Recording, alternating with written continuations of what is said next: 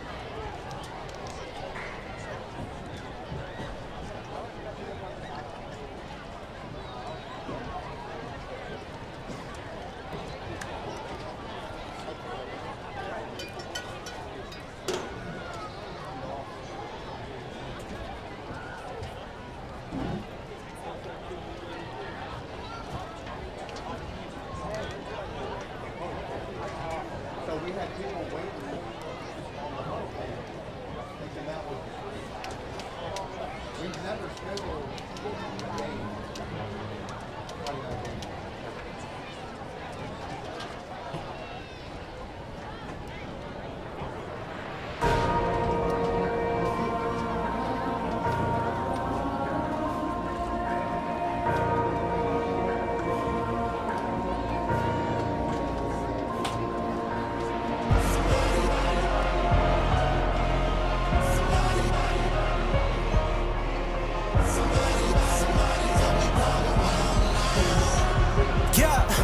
That's right, the champs are back, alive and well for all to see. Steady striving to be better, it's Kaizen tenacity. Daily grinding, steady flying, that black flag mentality. Then again, what you expecting from the boys is from the G. Walk his path, built to last, it's our proven tendency that we always want to follow with sincere integrity. Daily implementing, practicing our PRIDE.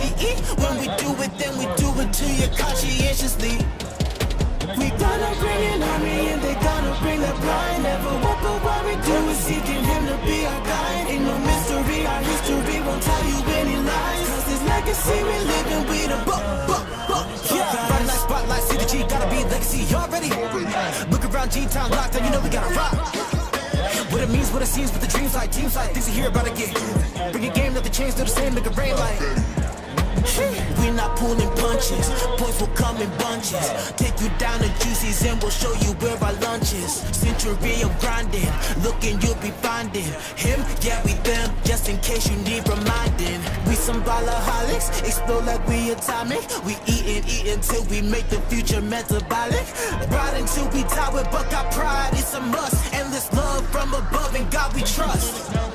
We gonna bring an army and they gonna bring the pride. Never what but what we do is seeking him to be our guide. Ain't no mystery, our history won't tell you any lies. Cause this legacy we living, we the Buckeyes.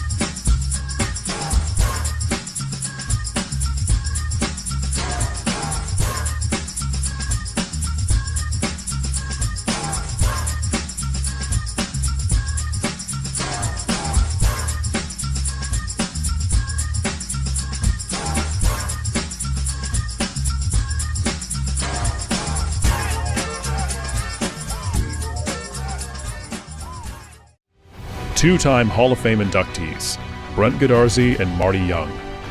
Back-to-back #1 trucking firm in the nation. Back-to-back best attorney and best law firm in East Texas. Fire to go compete. Does that mean you're going to catch every pass? No. Does that mean you're going to make every single block? No. You're going to miss a tackle? Yes. Make the next one.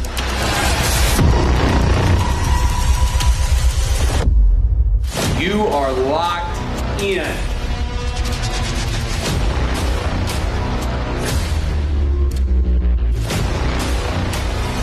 Control the trenches. Of course, the Buckeye defensive line is ranked #1 in the state. Need everybody in, locked in, helping, encouraging. Somebody makes a mistake, build them up. Got you, man.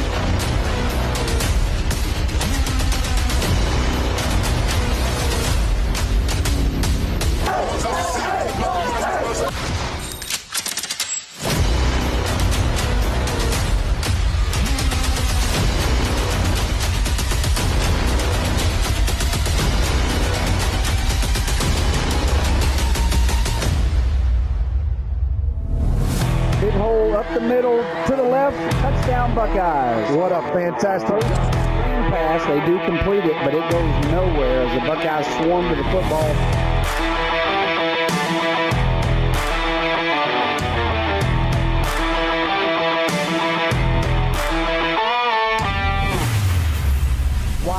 Wide open in the end zone, touchdown in the air, and that pass is complete to number 12.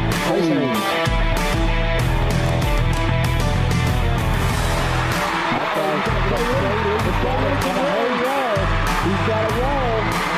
If he can cut back and get down that sideline, he may take this one all the way back. He is really committed.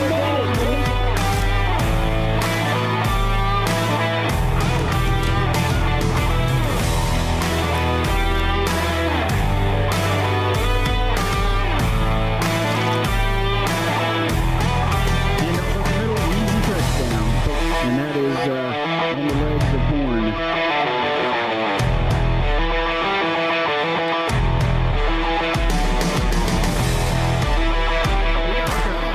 We got the ball. Buckeyes win tonight 41-25, start the season 1-0. Well done. Well done. That's a good team.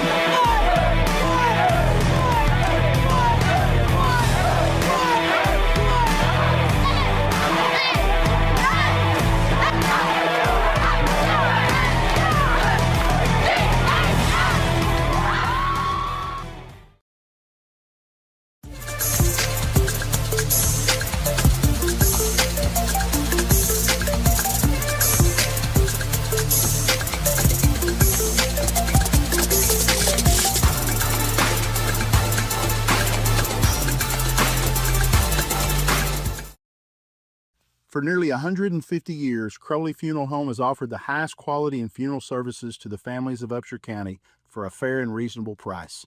Led by Gilmer graduate Troy Murray, our staff stands ready at all times to tenderly guide your family in their time of need in all aspects of funeral planning, such as pre-need and at-need, and all types of services from cremation and memorial services to traditional funerals, with attention to every detail. At Crowley Funeral Home, we've been treating families as our own since 1883.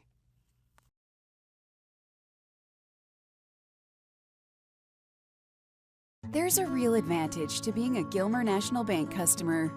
From the low fees on commercial loans and the hassle-free process and ease of local decisions. If you appreciate personal service and great savings rates, no matter what your age, come see us today in Gilmer or Longview, where the pace is a little slower and the smiles a little brighter. Because we want to hear you say, Gilmer National Bank. That's my bank. Gilmer National Bank, Equal Housing Lender, member FDIC.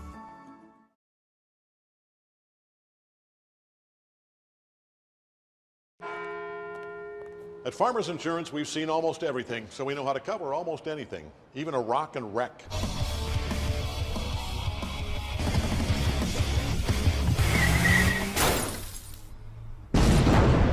Yeah! He rocked. and rolled right into it. But we covered it. At Farmers, we know a thing or two because we've seen a thing or two. We are farmers. Bum, bum, bum, bum, bum, bum.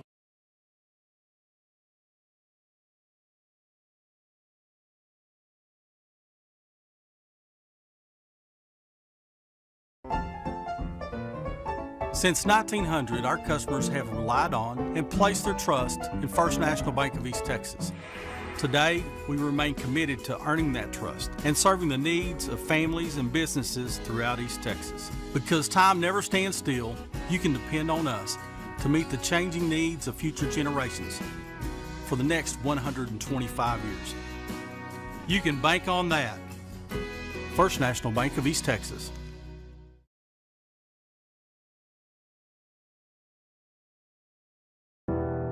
When tragedy strikes, you don't want to be in a position where you're second-guessing your lawyer's ability or the resolve to get you fairly compensated. When you hire Godarzi & Young, you know you're hiring a law firm that has nationally ranked settlements and verdicts. We have over 2 decades of experience holding 18-wheeler companies accountable for their negligent action. Don't make the mistake of hiring anybody else. Hire the best. Hire Godarzi & Young.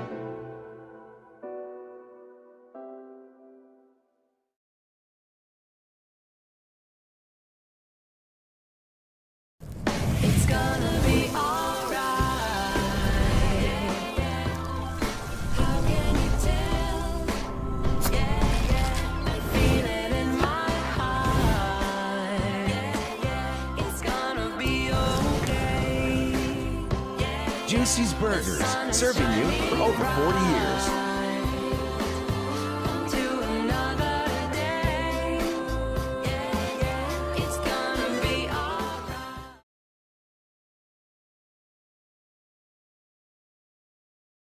Texas Heritage National Bank would like to invite the Buckeye Nation to visit our new full-service bank in Gilmer. We are conveniently located on Highway 271 and Redbud Street with a brand new facility ready to serve our friends and neighbors. We offer competitive rates on all of our deposit products, as well as some great options for business financing to help your business grow from 5 employees to 500 employees. Texas Heritage National Bank would also like to take this time to thank all of the teachers, administration, and school board for investing in the future of our kiddos. We would also like to wish all of the student athletes a wonderful and safe year. Come see us soon.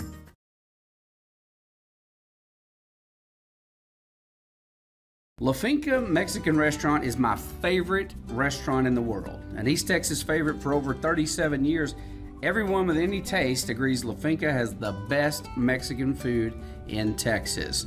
But I want to share some of my personal favorites with you that maybe you haven't tried yet. Dina and I both love the ribeye steaks at La Finca. Ribeye steak and a baked potato, you can't go wrong. And if you happen to be a hamburger connoisseur, La Finca has one of the biggest and best hamburgers in town. Absolutely fantastic. And finally, never, and I mean never, leave La Finca without having a slice of Olga's homemade carrot cake or tres leche cake. Trust me, it'll change your life forever. La Finca, supporting the Gilmer Buckeyes for over 37 years.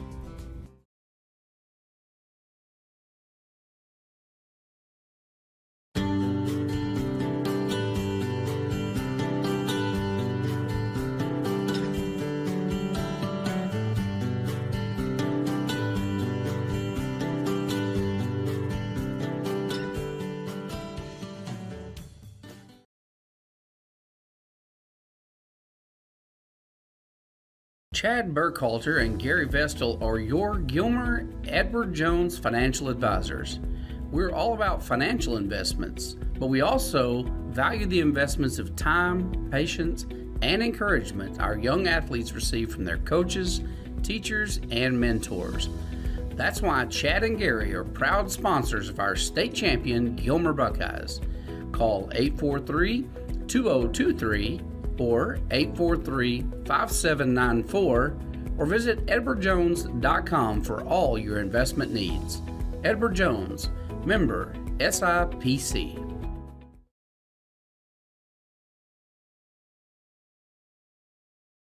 Need an oil change? Try the new Buckeye Express Lube, 1 mile from Gilmer on Highway 300. Oil and filter changes, fluid top-offs, multi-point inspections, and tire rotation and repair are just a few of the services they offer. Best of all, you can watch TV and enjoy a complimentary snack while you wait. Jason Horton, a former Marine, thank you for your service, has over 30 years of experience in the business and guarantees the best service in town. Next time you need an oil change, think Buckeye Express Lube on Highway 300. Fire to go compete. I mean, you're going to catch every pass? No. I mean, you're going to make every single block? No. You're going to miss a tackle? Yes. Make the next one.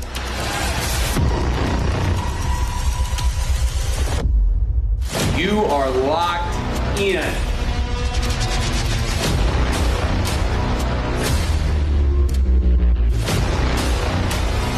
Control the trenches. Of course, the Buckeye defensive line is ranked number 1 in the state.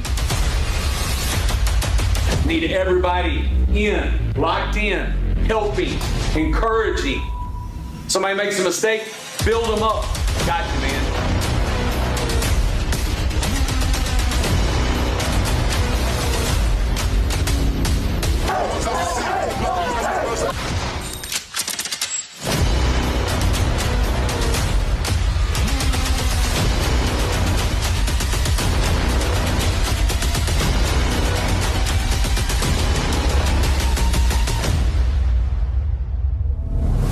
Big hole up the middle, to the left, touchdown Buckeyes. What a fantastic pass. They do complete it, but it goes nowhere as the Buckeyes swarm to the football.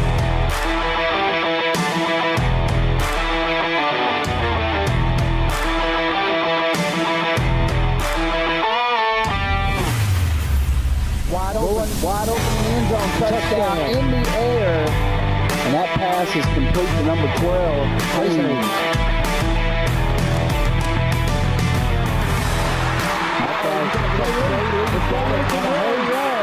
He's got a wall.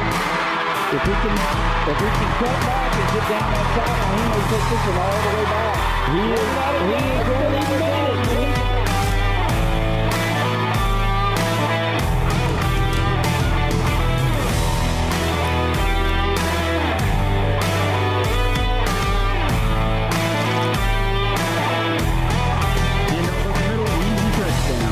And that is on the legs of Horn.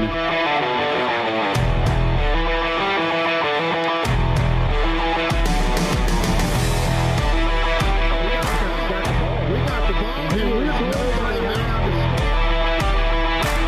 Buckeyes win tonight 41-25. Start the season 1-0. Well done. Well done. That's a good team.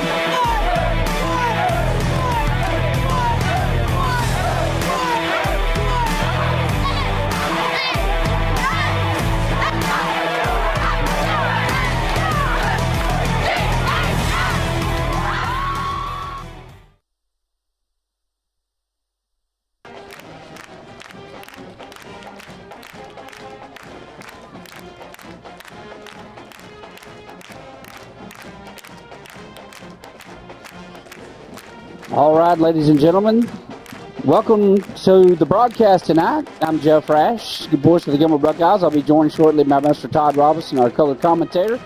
And you are joining us tonight for this game between the Gilmer Buckeyes against the Chapel Hill Bulldogs, played right here in Gilmer, Texas. This is our season opener here at home. And we have got a good game for you tonight. I'm going to tell you right now, right up front, for those of you that tuned in a little early, you kind of get some of the scoop that we'll be repeating throughout the game. But what you're going to see tonight are two very large football teams. Normally, Chapel Hill comes in and they are super big, and Gilmer is super fast. Chapel Hill also has a lot of speed. If you'll recall, over the last, it seems like forever, like last 20 years, they had this quarterback, running back combination over there. Two D1 athletes that it actually for the last 3 years we've had to deal with, and those guys just find ways to scramble and get out of messes. The best play that he ran was a broken play, and then he normally picked up 70 yards every time he did it. I mean, they were great and went to the state championship in 2023 where they ended up losing to Anna, but they are always big, they're always athletic, they're a large school, Division I. And they are, I was looking at them during warm-up today, and I tell you, this is the biggest Gilmer team we've ever had as far as size up front goes, offensive and defensive line. But when you look over at Chapel Hill, you're like, well, pretty evenly matched. I mean, they've got some real size on that side of the ball. So they also have some guys that you really got to keep your eye on as far as star players. Two in particular that you really want to keep your eye on tonight is going to be the quarterback, Malik G. And this guy's 6'3", 205 pounds, runs about a 4.7 40. He's not just lightning fast, but he can move. But he can throw the ball. Played 7 games last year, got better every time he played. The one you're really going to have to watch out for tonight is a wide receiver named DeMarcion Blaylock. He is 5'8", 155 pounds, but he runs a 4.4 40. And they've got a couple of guys that run 4.5 40, so there's going to be some speed on that side of the ball tonight. It's going to really challenge the secondary of the Gilmer Buckeyes. This particular receiver last week had an absolute crazy week. He had 5 touchdowns last week. I mean, he was all over the field. 4 of them were catches for 112 yards, 3 touchdowns, 1 carry for a 29-yard touchdown, and then a 79-yard kickoff return for a touchdown. So the combination between the quarterback and the wide receiver of G and Blaylock, you're going to hear that a lot tonight. They're going to try to go to the air, get the ball in Blaylock's hands as often as they can. They want another 5 touchdowns off of him tonight. You're going to hear that name quite a bit. But the big battle tonight, if you really want to watch a great game, don't watch just where the ball goes tonight. I want to encourage you to actually look in the trenches. Look at the offensive and defensive side line every time the ball snaps, and watch the fight that breaks out, Todd, at every single snap. Well, this is where the Buckeyes will have the advantage pretty much all year in terms of size over their opponents. And that's certainly going to be the case here again tonight as they go with the your favorite quote, Jeff, everybody's got a plan until you get hit in the mouth. That's the plan, is to kind of get that size going. And what we will do is we've got a couple of special things. We're going to cut to the field. We've got a special remembrance tonight from our ROTC leadership. And also we've got a special, let's call it game ball presentation that we're doing. It's so great to have Coach Kennedy back on the sidelines here in Gilmer where he belongs. And we've just got some gratitude in our hearts tonight as we pitch it down to the field. Master Sergeant Robert Gannon, who served Gilmer High School the past 15 years as an instructor in our Air Force Junior ROTC. We recognize Master Sergeant Gannon's enormous classroom contributions in leading our students, but also his extensive community service, such that he and his wife provide the blessing boxes you see across town. We recognize also that Master Sergeant Gannon had an incredible place in our Friday night experience. His role was in the presentation of the colors by the ROTC, just as you're about to see, as well as the running of the Buckeye Brigade flags that we see after each Buckeye touchdown. His leadership within ROTC was a huge part of what makes Friday nights in Gilmer, Texas, a place like no other. Finally, as we lead into our national anthem, may we remember the man and the uniform that produced 41 combined years of service to our country as well as to our school district. This is our farewell salute to our beloved Master Sergeant Robert Gannon.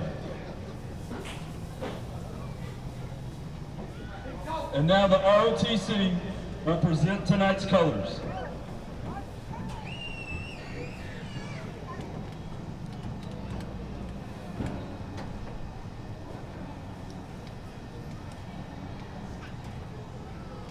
Presenting the U.S. flag, Christina Thomas.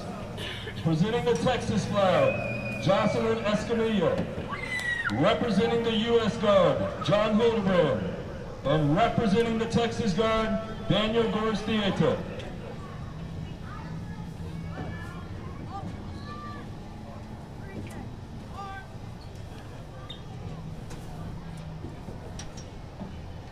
And now the Buckeye Band, under the direction of Mr. Eric Gray, with our national anthem.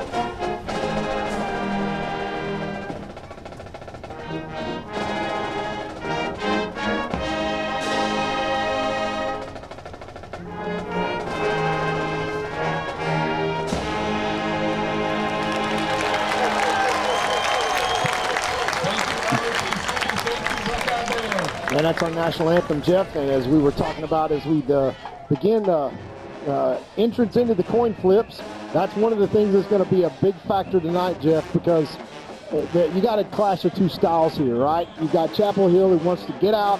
They want to score a lot of points. They want to run. They want to be out in open space. And you got this Buckeye team that wants to basically be physical. They want to keep possession for as long as they possibly can, and they want to absolutely pound the rock behind this big offensive line, and there's some big ones back. The Buckeyes have the unfortunate situation last week that happened in warm-ups where the starting center literally broke his ankle in warm-ups. Yeah, literally broke. He'll have surgery on Tuesday, and that's that's Chance, and our thoughts and prayers are with him and his family. And he'll be done for the season, but hopefully not done for his career as senior. He's a talented guy. And then obviously Tyler Hagler is moved over into the center spot to kind of take that group and just solidify him. And boy, his presence in the middle of the field is really exactly that. It's just a calming presence for the entire offense. Obviously a 2023 champion, state champion, and really the leader of this team. And then what he does on defense, obviously, is all-state tackle defensive line. He's going to be unselfish and move over to the center position. Then you got the two big guards. Rashad Buchanan is back, and big Justice Bird that is playing a role. And then you got big Van Song, the big young sophomore, that's going to play a role. And, of course, you got big Ismail Kamara that is playing the tackle spot. So those big boys are going to be front and center, as you said. And then, of course, the number one ranked defensive line in the state of Texas in 4A. They dress out in orange and black here tonight. And it's going to be that battle of the trenches, Jeff, as you say.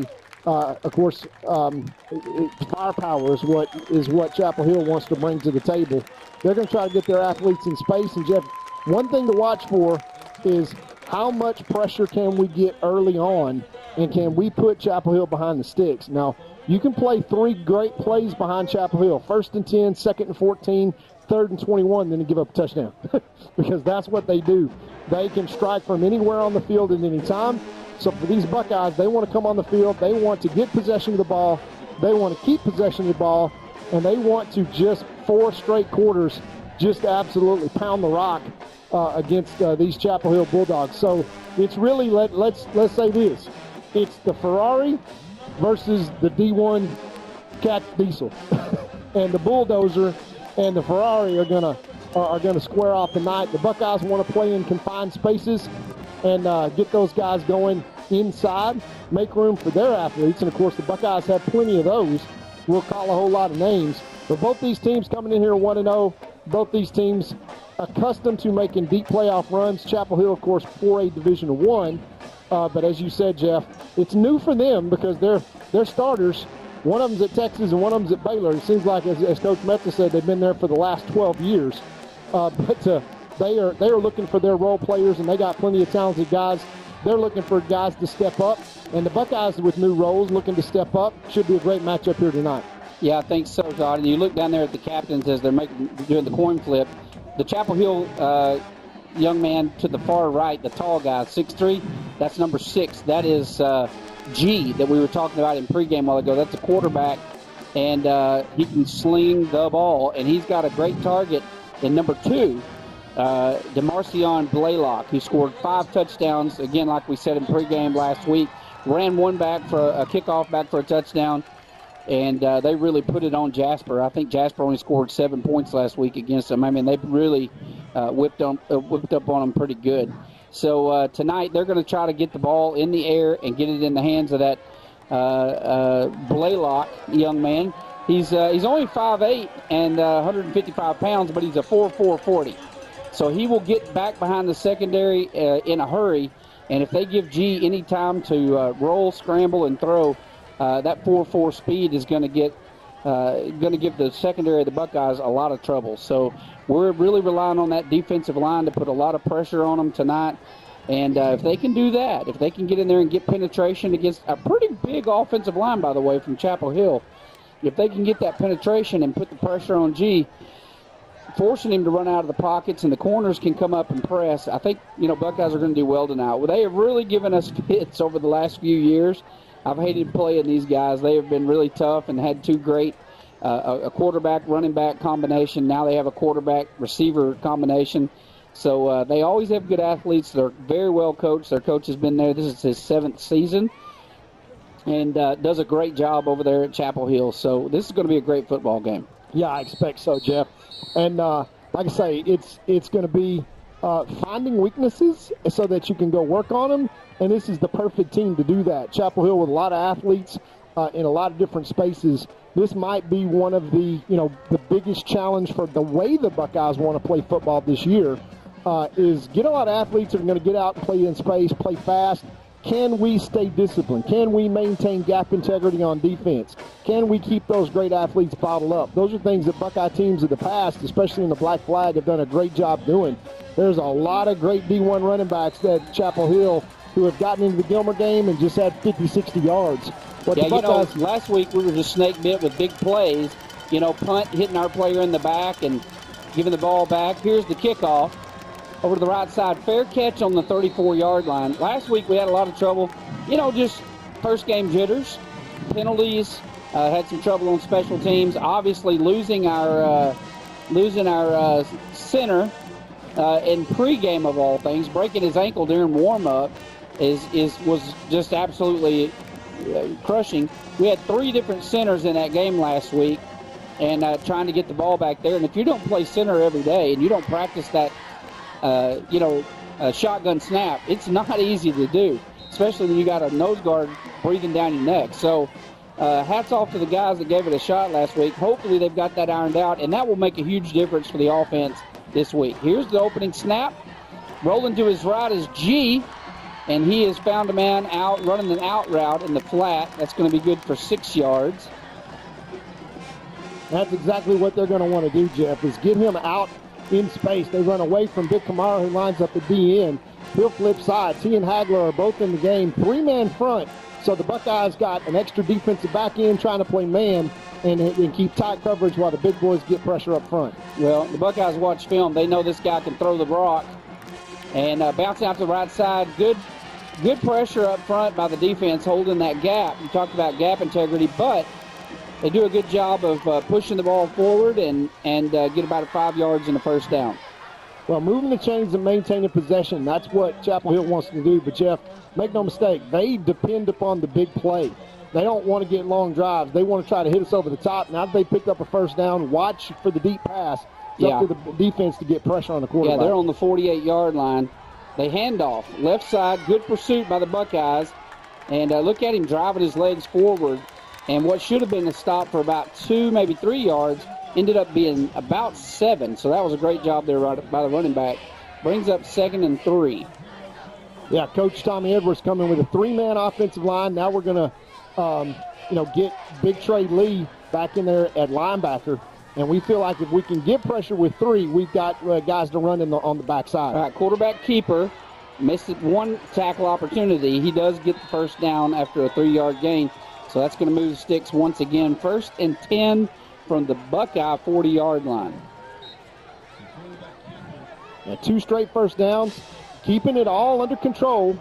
The Chapel Hill Bulldogs are known for this little bunch set out here on the left, Jeff. Yeah, look at the bottom of your screen there. 4 receivers, and then they try to go to the top, and no flag on the play. That ball was luckily underthrown, and, of course, who's the target over there that they're after? Is that number 2? Yeah, that's Solly. That's Solly over there on the other side. I'm talking about the wideout. That's number 3. That's actually number 3, and that is Malik Brown for Chapel Hill. Solomon Jackson on defense for the Buckeyes. 2nd and 10. Chapel Hill Buckeye 40-yard line. Here's the snap. Quarterback rolls to his left. Got pressure coming from behind.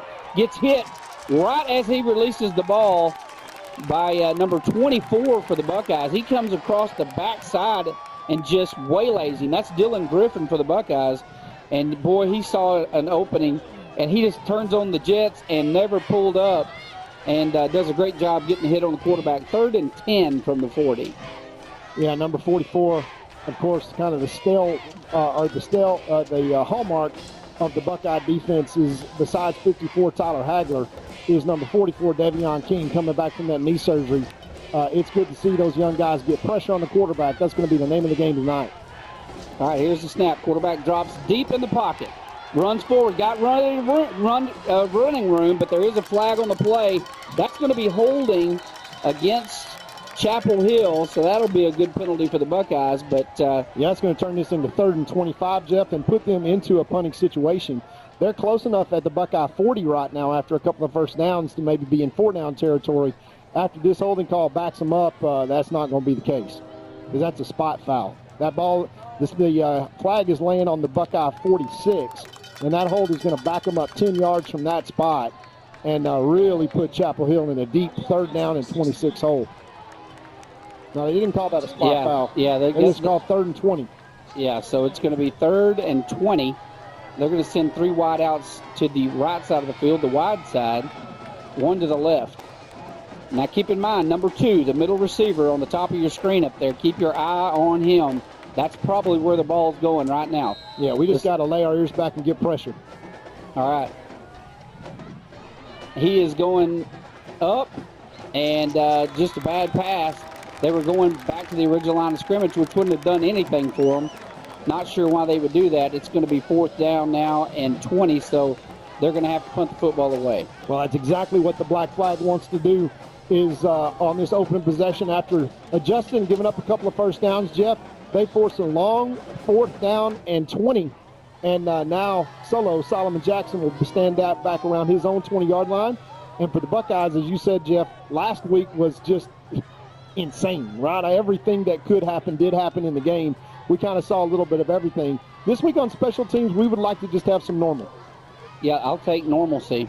And terrible punt, goes about 15 yards, bounces another 10, and so ends up being 12 yards. So that's a 27-yard punt. Not great, so that could have been, put the Buckeyes down inside the red zone, but instead they're going to get, halfway decent field position. And so that was good that the ball comes off the right side of the foot of the punter for Chapel Hill. So Buckeye offense makes their way out on the field, and we'll see if they've kind of ironed out some of the kinks that they had last week. And I tell you, one of the big surprises for a lot of people last week, Todd, was the arm of our quarterback. And Taylor can throw the football down the field as he demonstrated last week. Motion out of the backfield.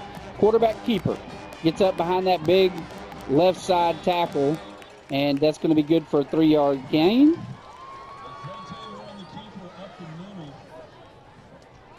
Zayd's feet are a weapon, but as you mentioned, Jeff, his arm is really underrated as he can really throw the football.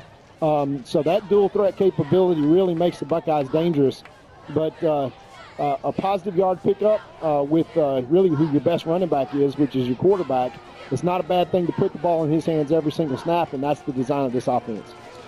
All right, here's the snap. Dropping back, looking to pass, forced out of the pocket, gonna run. Got room to run, needs to hold the football. He gets the 10 yards he needed for a first down, but he needs to hang on to that football. He's got it kind of floating around out here. Watch him as he comes around the side. He's carrying that ball one hand. When he's coming into traffic like that, you got to tuck that football into the middle of your body. And when you're sensing impact, you got to wrap it up with that other hand. Last thing we want to do is fumble on the first possession. Well, fumble on any possession. Any possession. Trip receivers to the right, motion to the left side. Handoff right up the middle, number 6, the big running back for Gilmer, Horn, who last week just had a fantastic game. Yeah, Jeff, this is more importantly, that's the second the second series in a row you've seen 2nd and 6, 2nd and 7. That's exactly where the Buckeyes want to be. When they can pound the football in there, pick up 4 or 5 yards on the first play, they maintain possession. They can get in a little bit of a rhythm here. And look at them creeping up to the line, Jeff. Count all those white jerseys close to the line. That's where Zayd Taylor can pop it right over the top of your head just when you don't expect it. And right here, the Buckeyes making an adjustment with 10 seconds on the play clock. All right, here's the snap. Handoff up the middle, number 6. By the way, Todd, we didn't mention this. They drive the Buckeyes back, but forward motion, we get a couple of yards out of it, though. So that's going to bring up 3rd and 4. Not bad. I forgot to mention this earlier. We were talking about the offensive side of the ball, players to watch. But there is somebody on the defensive side of the ball that you're really going to have to keep an eye out for as well. They've got a guy over here, kind of like what we have. They've got a guy that, squats 700 pounds and benches 400 pounds. And it looks to me like they may have moved him over our center, knowing that we had, some center problems last week. So but so far tonight, perfect snaps. Quarterback keeper, left side, he's got the corner. Down the field, he scampers. Look at this, big yards down to the 30-yard line before being pushed out. That's a big first down and a long run for Zade Taylor. Yeah, run it right behind number 72 and the big left guard, Song, out there right now. And that's just quarterback draw. When the Buckeyes can pull it down and go 40 yards, that's what you want to do. Yeah, did you see the block from the wideout that actually took him to the ground? I mean, he took his man and opened that thing up. Yeah, that's number 18, Gage Trosbach, out there really doing the number on his corner. Man, he put the corner in the ground that set that whole run up. So he's going to get high marks when they watch film this next week. Trip receivers to the right side for the Buckeyes. Here's the snap. Drops back, look at the pass, going deep, all the way to the end zone. Got a man, and it is intercepted in the end zone. What a spectacular, we'll watch it in the replay. What a great job number 0 for Chapel Hill does. We might get a replay on that one. I'm not sure. We might have. And we're not going to get that one. There it is. Taylor throws a nice one up, but look at that. Going to the high point of the ball. It was just a little too high, gave it a little too much time. So Chapel Hill gets the ball back, flips the field. 1st and 10 from the 20. Well, like a great punt. It'll start on the 20. Jeff, we're going to recognize a couple of our 2025 corporate sponsors. We've got these really nice signs out here brought to you by the Booster Club, Gilmer National Bank and Paul Wilson, First National Bank and Kyle Bowden, Garrett and Glaze Law Firm, Josh and Jordan there, and Next Gen, Danny Watkins. And we'll talk about our sponsors as we go forward the rest of this year. All right, here's the snap. Handoff up the middle. Big hole, big yards. So he picks up the first down plus some. Going to move the chains.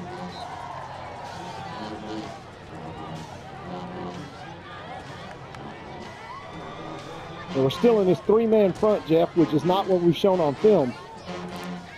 Another handoff up the middle, another big hole, and a great job there by the running back, just finding those holes and getting through them, getting headed, north and south, up and down the field. He does a good job. That is number 10, Stinson for Chapel Hill. Another first down. Buckeyes going to have to fix that big hole up the middle. And that's a penalty on the running back. Yeah, it's going to be illegal procedure. It's going to move them back 5. Jeff will also recognize AC Contractors, TDR Contractors, Crowley Funeral Home, and Troy Murray, Texas Real Estate Executives, Vicki and George Wolf. And we appreciate all those guys as sponsors for our signs. We also want to say a special shout out to Mr. Camp, Mr. Pat and Beth and Miss Camp out there listening to us. We appreciate those our second parents that are out there listening to us. Yeah, Todd, you would think after all these years they'd be sick of listening to us. I mean, they probably are. Think about it. I think it's been that way for about 50 some odd years. The man has the patience of Job. 4 receivers wide to the right. Here's the snap. Quarterback keeper wants to go up the middle. Not a lot there. He gets out to the 40-yard line, and he picks up about, let's call it 4 of the 5-yard penalty that they just incurred. So it's going to be 2nd and 11. Yeah, penetration is the name of the game on defense, Jeff, as the Buckeyes are rotating. And they've got literally every single drive, they've got 3 new defensive linemen. And they're going to try to win the battle of attrition here. All right, quick pass. And, boy, what a good job they do picking up blocks. And look at this guy. I mean, you talk about scampering around the field. He picks up about 5-6 yards on the carry. He ran a long way, Jeff, to pick up 5 yards. He did, but this is who we were talking about. That's Blaylock. He runs a 4.440, and you can see it as he's jumping around, scampering, and trying to fight for yardage. So keep your eye on him tonight. 5 touchdowns last week for that young man, so he is a weapon they want to go to. G drops back, forced out of the pocket, launches one down the field and way overthrown, intended for Blaylock. And they got a 4th down and 5, and probably Chapel Hill will punt this ball again as we've got stoppage in play. Let's see what this call is here.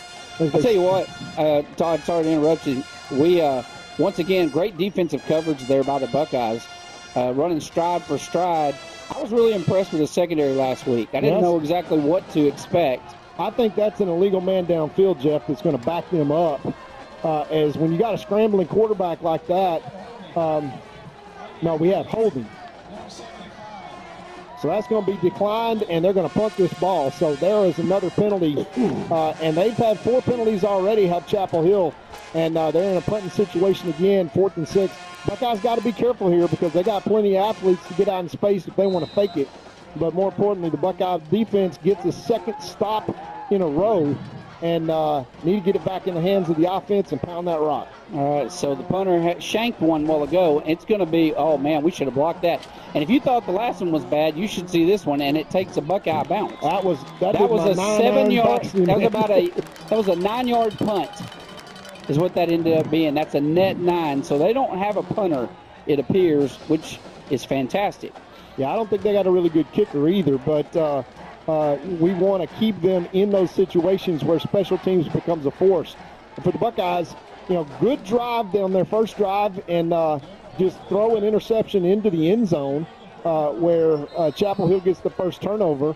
But once again, the Buckeyes want to really just be patient, run the ball, and pick up a few yards here on first down. All right, we got motion coming across the field. Handoff up the middle, number 6, Horn, fighting his way forward. What a great job that young man's doing. And let's see, he only picks up a yard there. And see, that defensive line of Chapel Hill, always tough, playing tough in the trenches against that big offensive line of Gilmer. And they keep pushing it up the middle. They're going to find a way to break a hole through there. They are playing 4 men up front. Looks like 3 men down. Stepping that big linebacker up in the middle of the hole. That is a big young man. Quarterback rolls out and instantly met by number 12. That pass was complete. And Chapel Hill number 30, Austin Blakely. Jeff, number 0 for Chapel Hill. That's Jenkins comes up and hits late and just gifts the Buckeyes a first down. They got him 3rd down and 9, and he comes up and after Solomon Jackson is already down and just kind of runs through him. And that's going to be a 15-yard penalty against Chapel Hill. And they're talking about it. The referees are talking about it, but the flag is down. Why would he hit Solomon? I didn't see that. He just, after the play was dead. Why did he hit Solomon, though? After the play was dead, he was kind of getting up, and he just kind of walked right through him. The pass was to Austin Blakely. But did he hit Solomon? Yeah, he just ran right through Solomon. Oh, wow, okay. 15 yards. So last week we had a few of those. So this week, Buckeyes so far, no penalties in this game. And Chapel Hill has had about, 4? That's got to be their 5th penalty. And Jeff, with the holding penalties, I think only 4 of them have been counted off because we declined the holding penalty. But that's got to be about 35 yards of penalties so far against Chapel Hill here in this first quarter. 3:54 left in the first quarter, folks. 0-0. Buckeyes on their second drive into Chapel Hill territory from the Chapel Hill 40. All right, dropping back. Under a little pressure. Taylor rolls, throws for the end zone, and he called no flag on that. There's the flag. There's the flag. I tell you, the ref standing 10 feet from him didn't throw anything. And so the back judge says, no, that was interference. Yeah, definitely. So that is going to be 15 big ones and automatic first down. Yeah, the pass interference. He was all over it. He was holding his. Watch this. Look at this. He's holding him. And they call it incomplete, and the other ref says, nope, that is pass interference. Definitely pass interference. 45 total yards of penalties now against Chapel Hill as they will back it all the way up And Buckeyes that will have their 1st and 10 at the Chapel Hill 25-yard line. That's about where we were earlier when we got through an interception. This is one of those places like last week where we need to put our head down and impose our will with that big offensive line and just go run this ball in. 2 receivers left and 2 right. Look at this. Bounces out to the left side. Horn, big run, 8 yards, 9 yards on that carry. Yeah, and I look at him cut to the outside when he sees there's traffic. Yeah, he just takes a quick cut to the left. See if we got this replay. No, we're gonna do a hurry up offense here. Yeah, let's just keep doing that until we hit the black turf. Yeah, handoff once again. Horn, he's gonna take it to the house. Touchdown, Horn. Gilmer Buckeyes on the scoreboard first. That's exactly what we want to see, Jeff. Is absolute pounding the rock up front, and that is exactly what this Buckeye team wants to get off and do. Now notice, Jeff, everybody says the improvement that comes the most is between week 1 and week 2. So far, we've seen a first quarter with the Buckeyes that is extremely clean, minus a great interception in the end zone that you got to credit the other team, but that's just like a punt. Buckeyes have stopped them on defense, played very clean, and offense is going to stay on the field, Jeff, because we have a flag down here. Well, they really look like they're gelling both offensively on the offensive side and defensive side of the ball. Very much so. They just look comfortable. You know, last week we just felt clunky. Losing our center, I think, really hurt. Yeah. But they look very comfortable, very poised. And, Jeff, that's another personal foul against Chapel Hill, hands to the face, and that's going to be enforced on the kickoff. So Chapel Hill will be backed up even further. Yeah, that's going to be surprised us to see us even try an onside kick here. That's 60 yards of penalties. Yeah, now. that's not exactly how Chapel Hill wanted to kick things off. Is we're going to swing the gate here and go to our extra point. And as Jeff said, or as Coach Metza said last week during the coaches meeting, just nerves for our first extra point. Let's see if we just kind of lay ours back, get a good hold here. Good snap, good hold, good kick. And the Buckeyes up 7-0 with 3:18 left in the first quarter. And Jeff, let's recognize a few of our sponsors and come back with this big contest against the Chapel Hill Bulldogs. We'll be right back after this. 2-time Hall of Fame inductees, Brent Godarzi and Marty Young. Back-to-back #1 trucking firm in the nation. Back-to-back best attorney, best law firm in East Texas.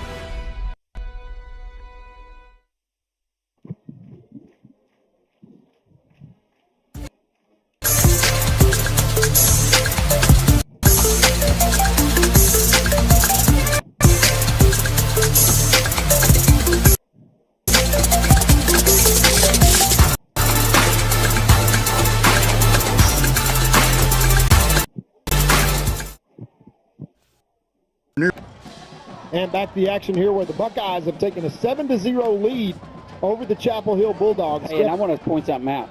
Look at the bottom of your screen there. Our production crew rocks, man. Every week they give us a new toy. And look at the bottom of the screen. During the home teams, these guys patched in. They did some kind of secret voodoo IT stuff and patched into the clock here in the stadium. So we have got, I mean, this looks like, we're like a NFL team here. So great job to these guys for bringing all the new toys out every week. So, Jeff, after a 56-yard, 4-play drive, the Buckeyes put 7 on the board, and penalties against Chapel Hill stack up even further. So we're kicking off from the Chapel Hill 45-yard line, Jeff, and that was an illegal hands to the face. So this may be an onside kick coming up here. They're showing it. They're showing onside kick right here. So let's see who comes down with this. Buckeyes were able to pick one up last week that wasn't even intended to be an onside kick.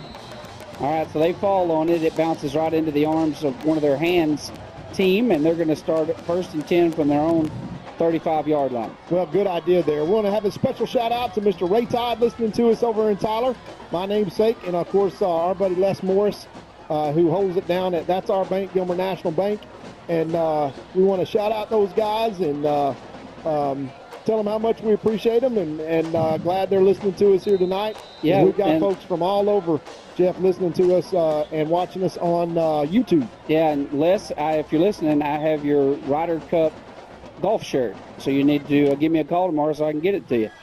All right, handoff right side. Big run here by number 10. Just fights his way outside. He's got some speed as he rounds the corner out there, picks up a big first down. Nice run there by the running back. Yeah, that was kind of a Will Henderson S-top run, Jeff, is that we had an angle on him right until we didn't. And he's just faster than everybody wearing black right now, and that means that your angles have to be to contain him. And once he gets outside, he is nothing but a blur. All right, here's the snap. Fakes the handoff. Hands it to look at this guy, number 2. And luckily he is brought down before he gets an open field. And that was Trey Lee, I think, that got him down. Did a good job tackling him, but that was a gain of about 7 yards, brings up 2nd and 3.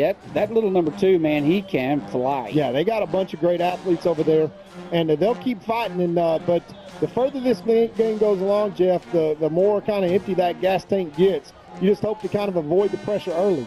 All right, quick pass out to the right side. Good for about 8 yards and falls for 2 more. 10-yard gain on the play. Looks like the ball might have popped out, but Chapel Hill has it. That's going to move the sticks dangerously deep into Buckeye territory. Yeah, and the Buckeyes just got to find a way to get pressure on that quarterback, as we've got a hurt, injured Buckeye that goes down. And I'm not sure if that's a cramp. But, Jeff, let's take a quick time out as we've got a Buckeye player down, and we'll be right back after these messages. For years, Crowley Funeral Home has offered the highest quality in funeral services to the families of Upshur County for a fair and reasonable price. Led by Gilmer graduate Troy Murray, our staff stands ready at all times to tenderly guide your family in their time of need in all aspects of funeral planning, such as pre-need and at-need, and all types of services from cremation and memorial services to traditional funerals, with attention to every detail. At Crowley Funeral Home, we've been treating families as our own since 1883.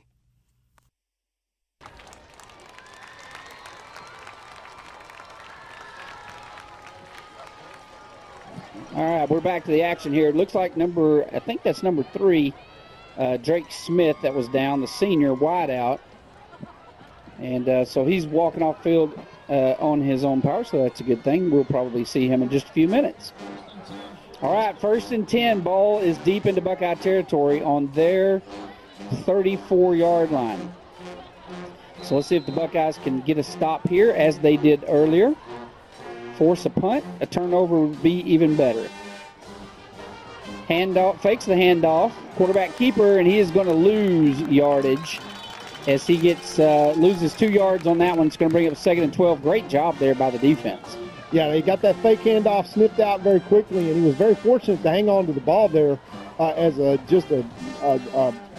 plethora of Buckeyes come and put their hats on him, and they are lighting him up there, and he's kind of stood up. He's a big boy, number 6, but at the end of the day, Jeff, that's what it's about, is getting pressure, getting hands on him in the backfield, and kind of getting these speedsters going before get to them before they get started.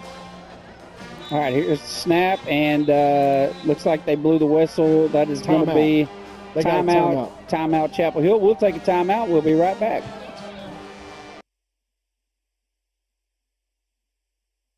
There's a real advantage to being a Gilmer National Bank customer.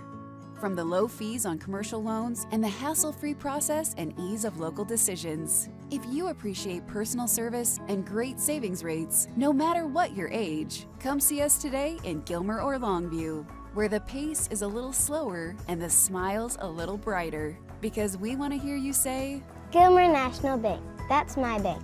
Gilmer National Bank, Equal Housing Lender, member FDIC. Okay, we are back in Jeff Traylor Stadium. Gilmer Buckeyes currently lead 7-0 with 1:36 left to play. And again, you didn't even comment when I was giving shout out to our production crew. Yeah, it's awesome. Yeah, no, it's too late now. Here's the problem. No, they don't want to hear it from you now. Yeah, you know how it is, yeah. He didn't care. Here's the problem. I'd almost rather watch it on the screen than I would. I know. I'm finding myself. I feel like I'm at Cowboy Stadium. I'm watching the monitor instead of the game. I'm like, man, this is awesome. I could do this at home. And Jeff Hagler comes back in at defensive tackle. There's your all-state of his back. And we've got a quick whistle again. Yeah, it must have been movement on the offensive side of the ball. It was a high snap. Oh, he said he was not ready for play. I see. The center snapped it before it was actually spotted by the official, and that drives you crazy if you're trying to play fast, Jeff. When the official comes in and stands over as the umpire is doing now, waiting for everybody to get set up, he just stands there until he blows it in. And right then, the center from Chapel Hill just snapped it. All right, we'll see if they run the same play. Now it's going to be a handoff. Another high snap. Boy, that is the exact same play.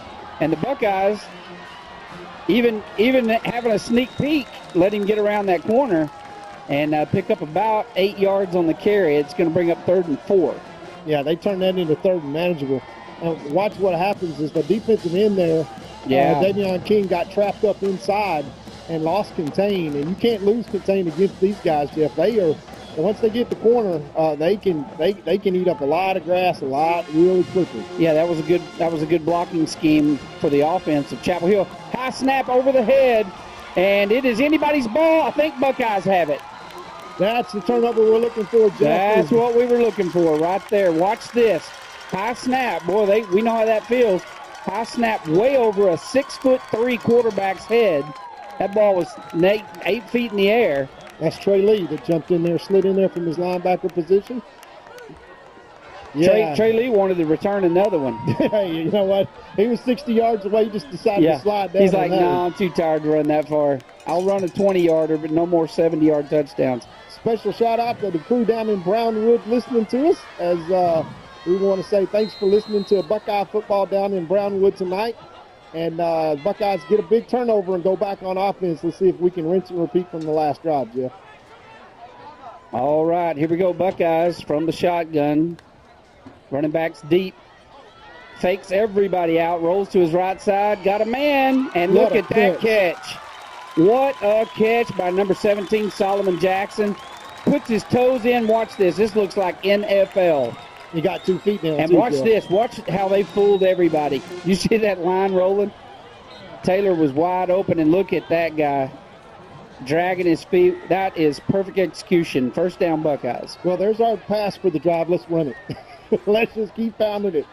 Get those backs back there and get them behind those big offensive linemen. Handoff up the middle, bounces out to the left side.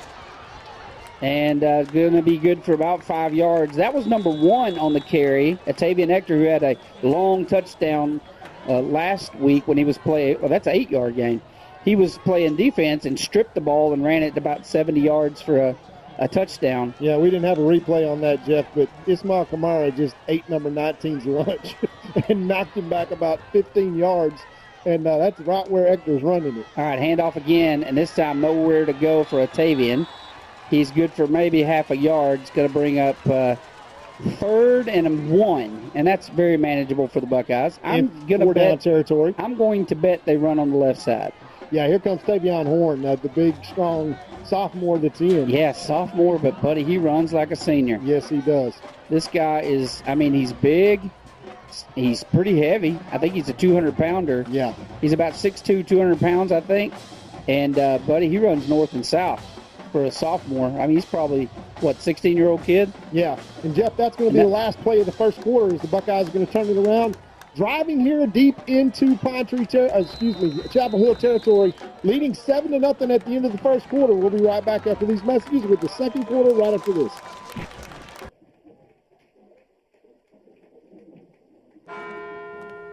At Farmers Insurance, we've seen almost everything, so we know how to cover almost anything, even a rock and wreck.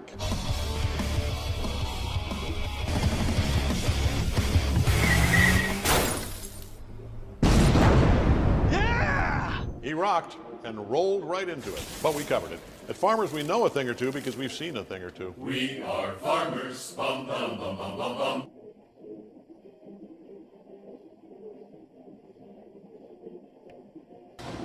Back to the action here in Jeff Traylor Stadium, where your Gilmer Buckeyes driving 3rd down and 1 to open the second quarter from the Chapel Hill 30-yard line. And this is not a easy task to move the ball here against these Chapel Hill Bulldogs. But, boy, this offense has really just kind of run up and down the field. An interception in the end zone is the only drive that really hasn't ended the way the Buckeyes wanted. But they're kind of having their way up front. And right now, 3rd and 1 in 4-down territory, Jeff, right where you want to be. Big Tavion Horn, the young sophomore, as you said, it runs like a senior, comes in at the tailback position, and I think the Buckeyes probably keep it on the ground behind this big old line right now. I'm going to say this is a quarterback keeper. I think he's going to follow his back. Nope, handoff, number 6, easy first down. Look at this guy. Bounces out to the left side, headed to the house. Got a flag on the play. That's probably not good for Gilmer. Going to be either illegal man downfield or maybe a hold. Yeah, it's a run, so it's not an illegal man downfield. That's got to be against Solomon Jackson. Yeah, that's going to be a holding right there. Yeah, that's got to be against Solomon. Yeah, he had him by the jersey. That's legit. Well, when your wide receivers are blocking, that's not a bad thing. But Tavion Horn hits it right up behind the left tackle, Big Kamara, and the left guard, Van Song. And they are moving some bodies out there. You got some monsters out there. You've got Hagler, you've got Kamara, you've got Song, you've got Rashad, you've got Justice. We got some big boys out there. And that's a spot foul, so that is going to be a first down. All right, good deal. 1st and 10 for the Buckeyes. I'd rather have it inside the 5, but I will take it. I'll take the first down.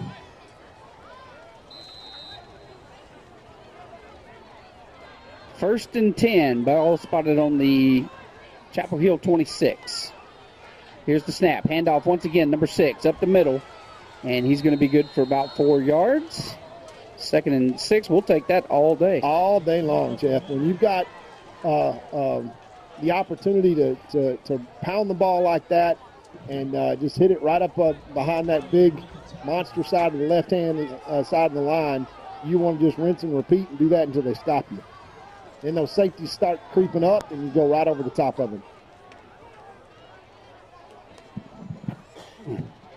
All right, handoff once again. Oh, man, look at that. I mean, every time we've got the blocks to get the run, we get a flag up there, so not sure what this one's going to be. It's a false start. Got to back them up 5 yards. So that's a couple of penalties in this series. The Buckeyes were playing perfect through the first quarter. Had 2 penalties so far in the second quarter. That's going to make it 2nd and 11 instead of 2nd and 6.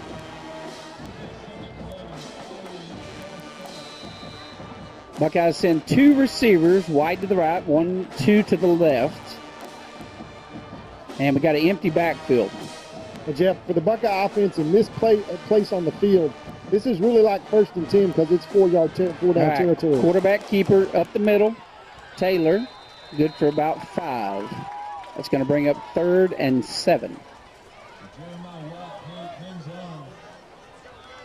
And here comes Big Trey Lee in at the put him at slot, I'm sure, yeah. Put him at the slot back. That is a big, or they're taking him out here to the inside receiver position. Yeah, this may be a little screen here. Yeah, this is going to be interesting. Yeah, this might be a screen pass to Gage Trosbach right out here. Yeah, look at your bottom of your screen. You got Big Trey Lee, the linebacker.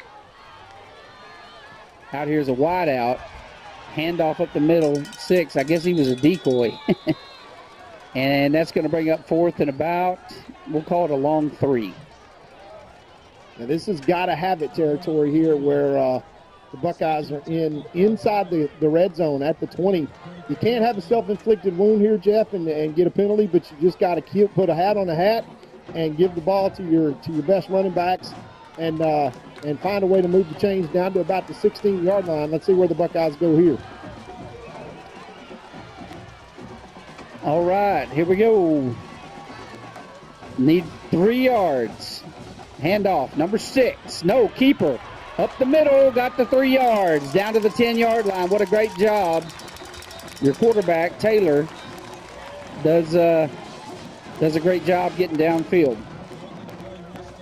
As we watch the replay, and he just makes that defensive end, just leaves him standing. And they didn't block him on purpose. Ishmael Kamara caved the offensive line, or that entire defensive line completely down, and they left number 19 standing there by himself, and Zay Taylor just faked him out of his shoes, and Wynn picked up the first down. 1st and goal for the Buckeyes just inside the 10. All right, here's the snap. Handoff up the middle, 6. Across the 5, to the 3, to the 2. He got down. They're going to say forward progress to the 1. And what a great run there. Number 6, Horn. I tell you what, this guy, we got him 3 years. Yes, I'm so Think happy. what he's going to look like as a senior. Well, he keeps growing. He's grown about 3 inches and put on about 15 pounds. And I'll tell you what, Jeff, he is maybe the hardest worker on this Buckeye roster. He comes out here, extra work. He's got his own sleds. He's got his own weight sets. He is just an absolute stud in terms of work hard.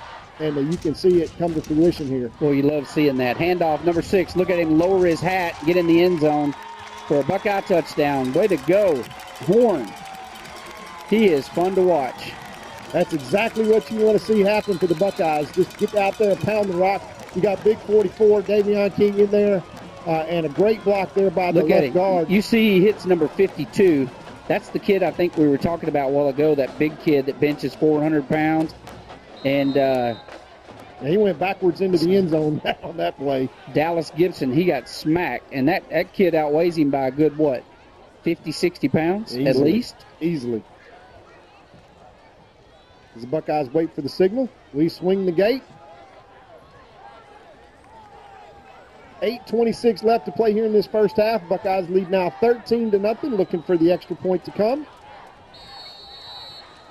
And we got another flag. Delay a game. We're going to have to back that one up. We watched it for too long to see if they were going to count guys, and we're going to have to back it up. Now, that may be, Jeff, one of these that we got to put some extra leg into this, because this is a big point right here. For the Buckeyes to come up with this extra point, that's just too dangerous of a squad over there for Chapel Hill to leave points on the board when you got a chance. So let's cross our fingers and hope we get some leg into this one. All right. We had a bad snap, and he's going to run for it, looking for passing because nobody to pass to. He's not going to get in. And we had a bad snap. He had no way of fielding that one. And so, Todd, don't curse us like that again. Well, I'll try not to, but you just feel like that's a big point as the Buckeyes have a delay of game and kind of a self-inflicted wound there and then have a bad snap. But nevertheless, 8:26 remaining in the first half. The Buckeyes have blanked Chapel Hill so far with some big stops when they need it. But, Jeff, really the story of the game is the self-inflicted wounds from the Chapel Hill Bulldogs. All the penalties, the turnover that they gave back, now we're back to 0-0. But I'll tell you, our interception in the end zone was not as costly as their fumble and snap over the head right there that the Buckeyes drove it right back down to get a second touchdown. And the Bucs lead 13-0. And this is the kind of style of game that the Buckeyes wanted to play. But this is one of those dangerous drives right now with 8:26 left in the half. The Buckeyes are going to get the ball to start the second half. Right now we would like to get a stop and score and then get the ball again and to start the second half versus we don't want to give the ball to these dangerous Chapel Hill Bulldogs and they score and then we're right back into a tennis match where they can kind of get back into it. Well, this is where special teams really matter. We had a penalty from delay a game. Of course, we can probably blame a coach for that one, and we're not going to blame the kids for that one. And then we're going to get a delay of game here again. And we got 1 second, and he just got it off. At the 0 mark. High pooch kick to the right side, big return all the way out to the 47-yard line. And check this out, Todd. I want to show you this picture. I just got a picture from Colin Hurt.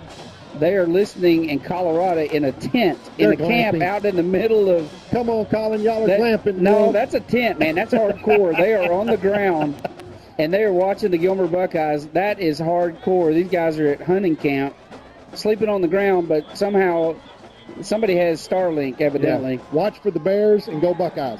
Watch for the Bears. Also want to give a shout-out to Miss Sarah Sharp Allen and her crew out in California listening. She loves Friday nights all the way from California. There's the snap. Quick pass. That was intended there for number 2, Blaylock.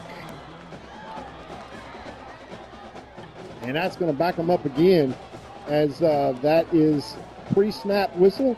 That will back up the Chapel Hill Bulldogs 5, and they will go 1st and 15 now, as they're going to throw that quick slant out here, Jeff. But The Buckeyes were kind of all over that. They've seen it all week long on film.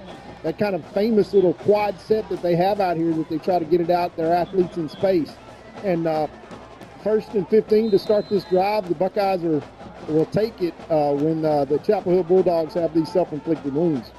All right, quad receivers to the right side, and they're going to the left. And, boy, look at the arm on this kid. And lucky for the Buckeyes, they drop it. And he dropped a touchdown. And, I mean, he dropped a touchdown right there. That was in pass attempt for number 3.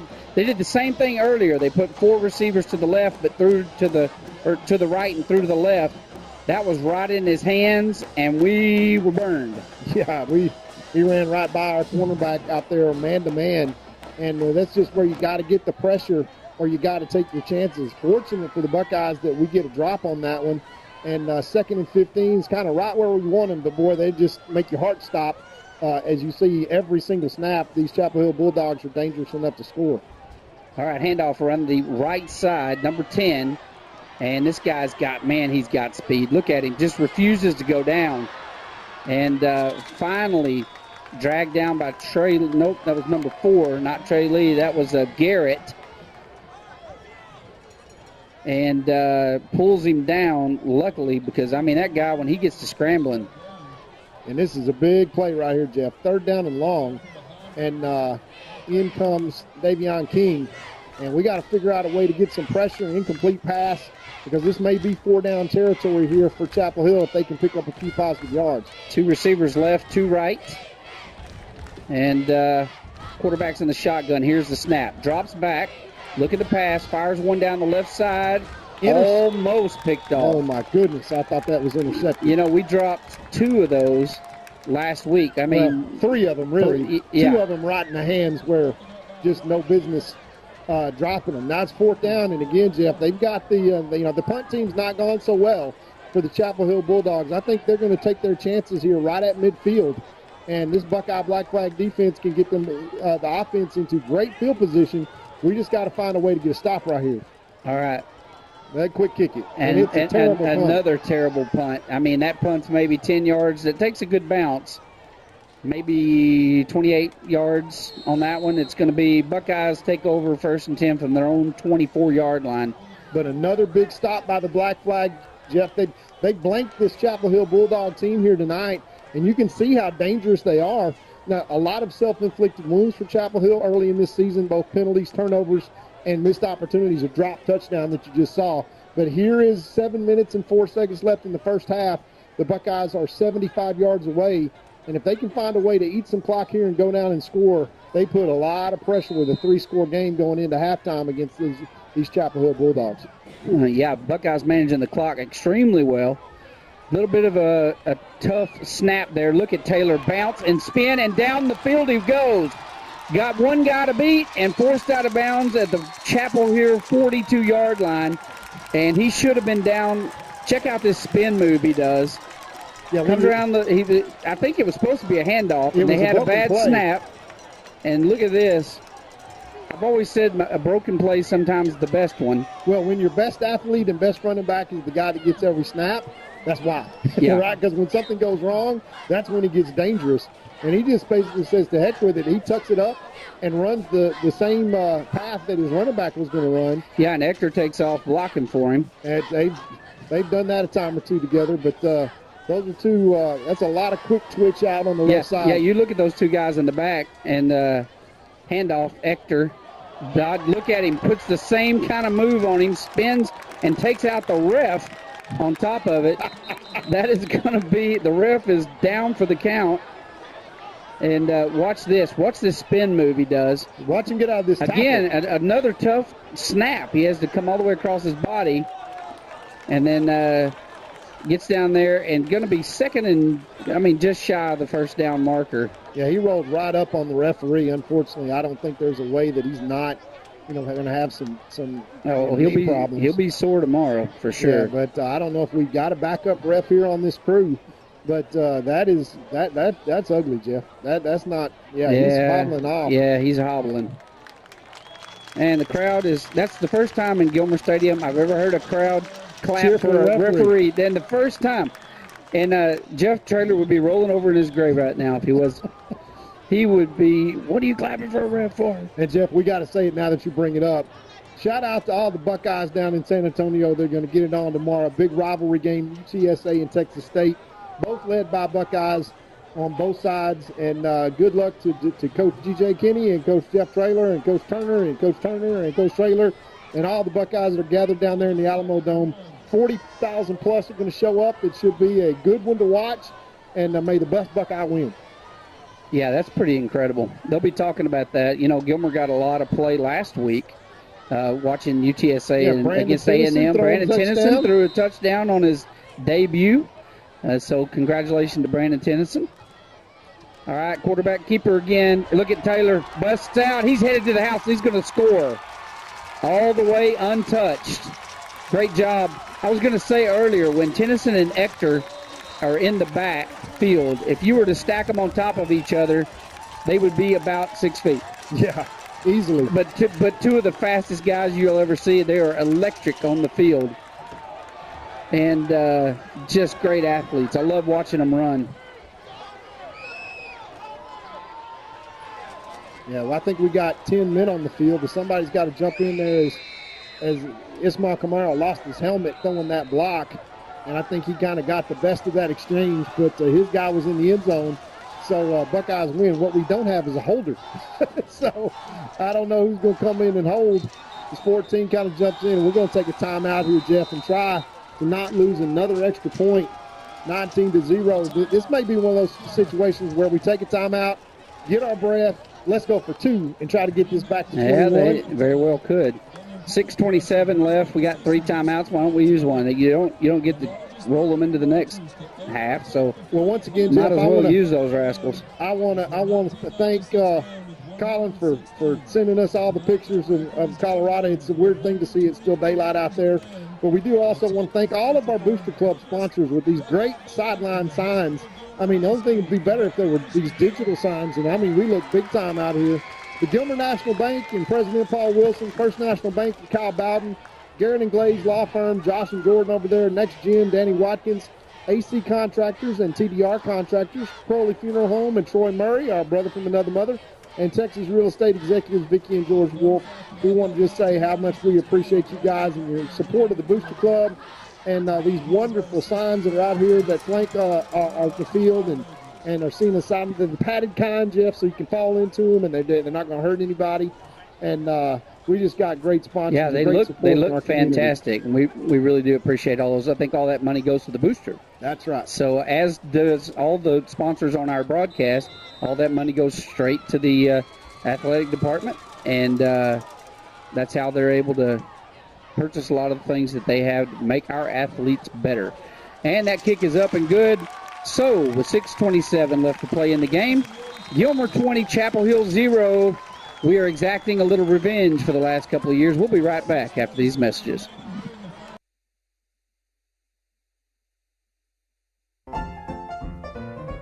Since 1900, our customers have relied on and placed their trust in First National Bank of East Texas.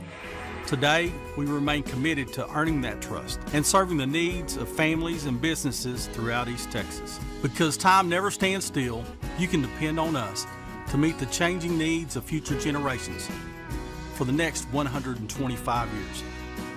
You can bank on that. First National Bank of East Texas.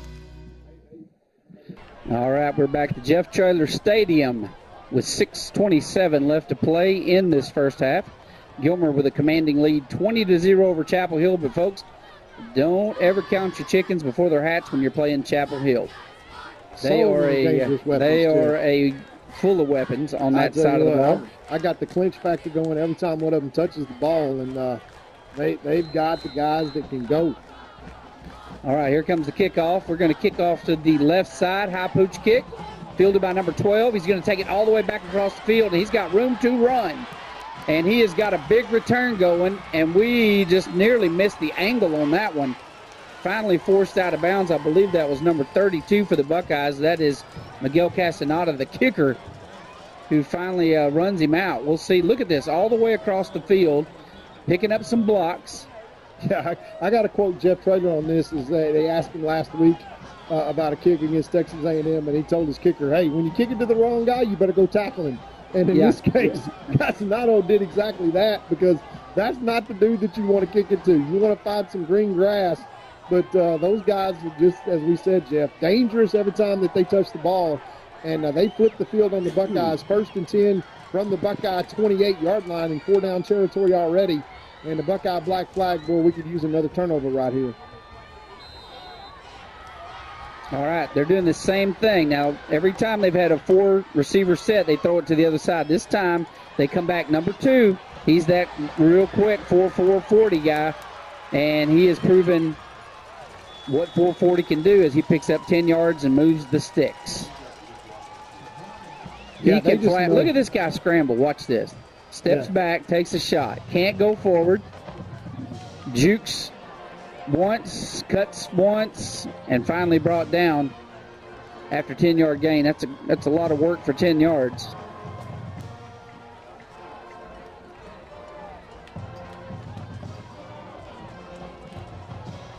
All right, handoff right side, got a hole, and brought down on the 15 by a couple of Buckeyes. Number 9 and number 0, Trey Lee, on the tackle, and also Davin Ford, who had a good game last week. Yeah, he did. We need Played to have very well in the secondary. He's one-on-one out there with number 3. We need to have him another good second half. But we gotta find a way to keep these Chapel Hill Bulldogs out of the end zone right now. All right, here's snap. Quarterback wants to pass. Had some pressure. Finds a guy at the 5. And look at that. Takes it into the house. And our defender literally just kind of, it's almost like he fell down. Watch what happens here. It's like the receiver almost goes down. We fly right over the top of him. It's like I'll hit the brakes, he'll fly right back. See, he nearly lost his footing. Yeah. And that cost us the play. Well, you notice how fast the ball came out, Jeff. That's the key to that play right there. He threw it to a spot. The receiver hadn't turned around yet as the extra point is now down. Yeah. And that kick is good. Is good. So they pull within 13, Jeff, 20-7. 5:19 left. Buckeyes got plenty of time to end this half here and going to get the ball to receive. This is right there, this most dangerous time of the game and the most determining part of the game when you've got, they call it the middle fourth, right? So it's the last 4 minutes of the first half and the first 4 minutes of the second half. And usually the team that wins those middle 4 is going to wind up winning the game. And the Buckeyes right now have a 2-score lead, 20-7. But they need to take this ball and go on a drive to stretch this back out to a 3-score lead and get the ball again to start the second half and maybe do that again. Because, Jeff, you just saw you had a huge return. You had a couple of unbelievable athletic plays back to those speedsters back there. And, you blink in less than 2 minutes and Chapel Hill's got their first touchdown on the board. And you got to think they can do that at any time. Fortunately, through this first half, Jeff, they've been kind of self-inflicting with penalties and a turnover that's kept them off serve. But now the Buckeyes have to be disciplined. They can't make any mistakes. We've got to maintain possession. We got to drive the ball just like we have the last couple of drives. Take some clock off this and eat some time and go score. And special teams obviously coming up right here plays a big role. All right, here's the kick. They kick a wild, wobbly kick that's going to go out of bounds around the 28-yard line. So Buckeyes take over 1st and 10 with fairly good field position. Well, I think this is a flag is going to add some more because I'm not sure that touched the Buckeye. It looked like it went right under his legs. Because that was a worm burner. It looked like my drive off the tee box, Jeff. That just it went wide right on an angle and just burning across the turf. And I think they are going to move this one up 5 yards and give the Buckeyes 1st and 10 from their own 36-yard line. We'll see where they spot it.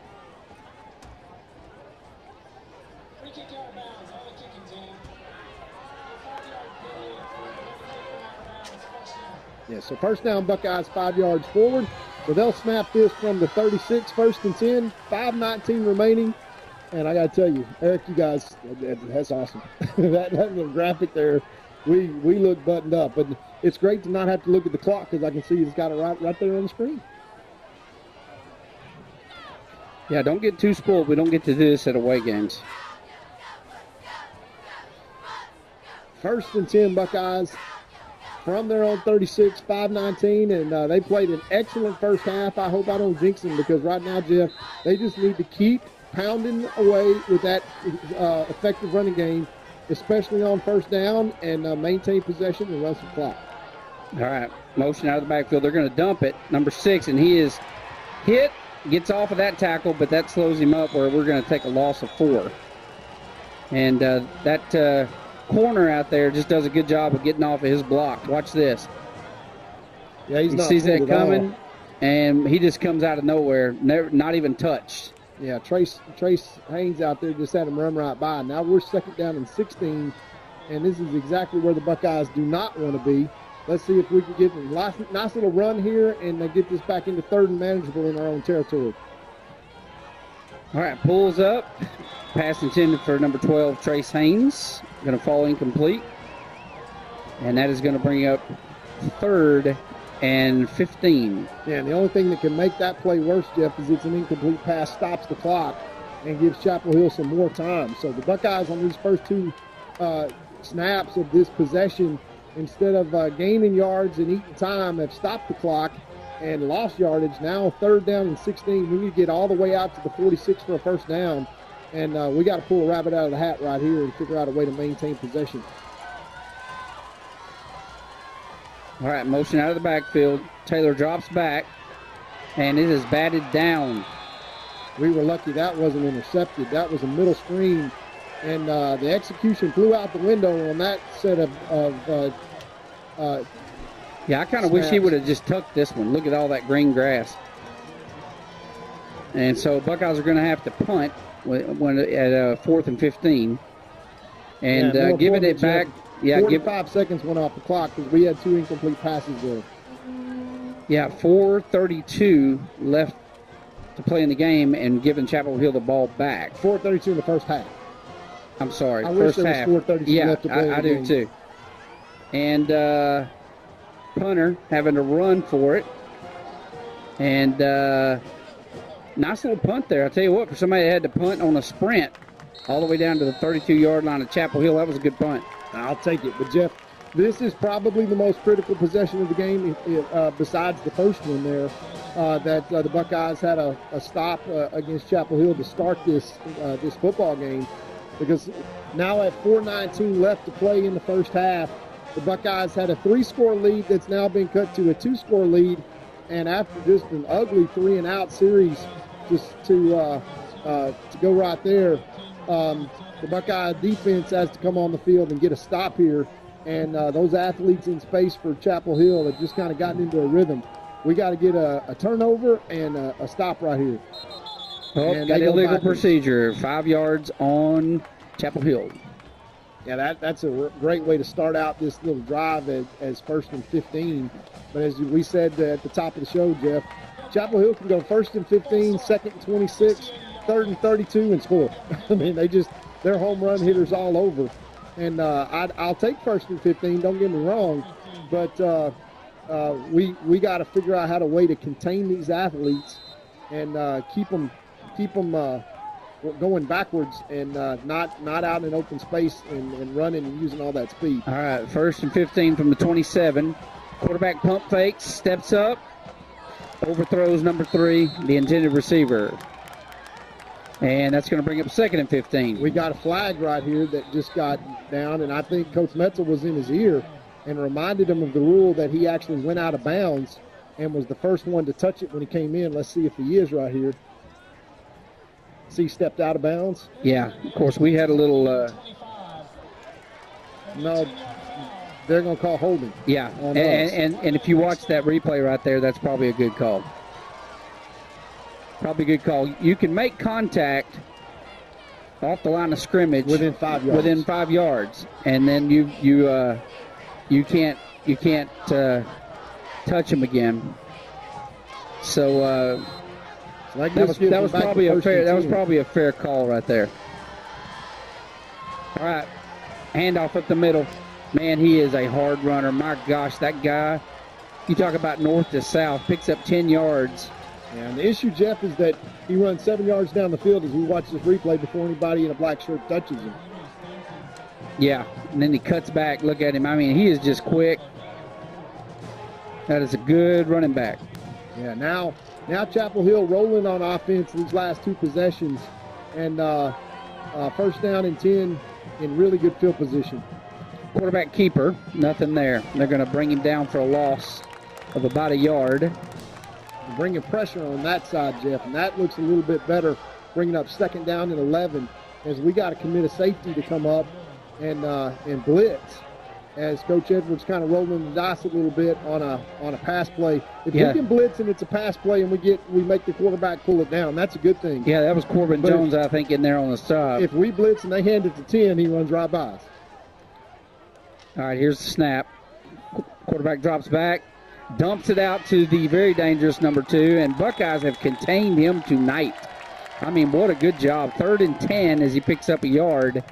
But this is that 4-4-40 wideout that had 5 touchdowns last week against Jasper, and Buckeyes have been all over him tonight. Yeah, this is a huge play right here, Jeff, in their own territory. An incomplete pass, a turnover, a penalty, anything negative. Let's just don't let them get the ball to an athlete in space. Quarterback rolling to his right side and slings it out of bounds. I'm going to tell you what, this guy's got an arm. You know, he throws effortlessly. Yeah, he does. But on the move, Jeff, not real accurate. No, he's overthrown most of his balls tonight. Yeah, he's 3 out of 11, Coach Rob tells us, which is less than 30%. I can do that math. 14 yards, but he did have a touchdown that hit right guy in the hands, and after he'd run by our corner, and that drop really cost him.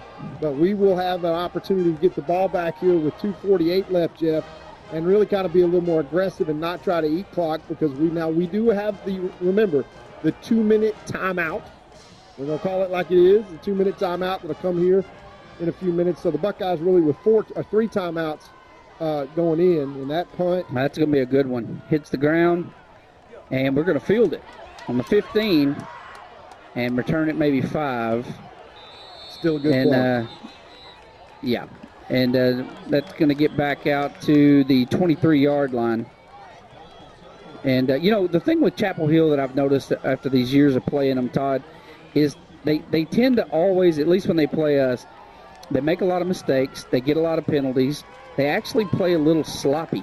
They have a lot of broken plays for different reasons, but they always have athletes that can get them out of that mess. Yeah. They just have athletes say, "Oh, we screwed that play up. Let me run 50 yards." And that's why they're so dangerous. They have a lot of athletes. Let's see if the Buckeyes can get positive yards here again on first down. Handoff up the middle, number 6, and he just maybe got back to the line of scrimmage. Lost a yard. 2nd and 11. And run across the right side there, and you kind of want to tell the young sophomore, hey, cut back to that left side. This is where all your blocking is.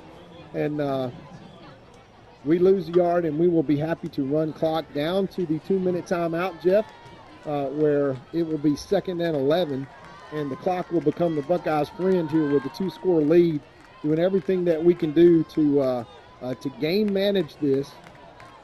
We got the snap off. And that pass is going to fall incomplete. Throwing across his body, that's a hard pass.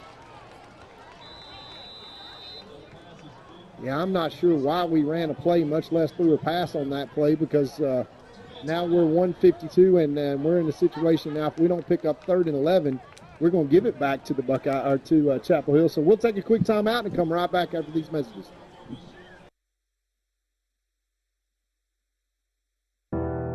When tragedy strikes, you don't want to be in a position where you're second-guessing your lawyer's ability or the resolve to get you fairly compensated. When you hire Godarzi & Young, you know you're hiring a law firm that has nationally ranked settlements and verdicts. We have over 2 decades of experience holding 18-wheeler companies accountable for their negligent action. Don't make the mistake of hiring anybody else. Hire the best. Hire Godarzi & Young.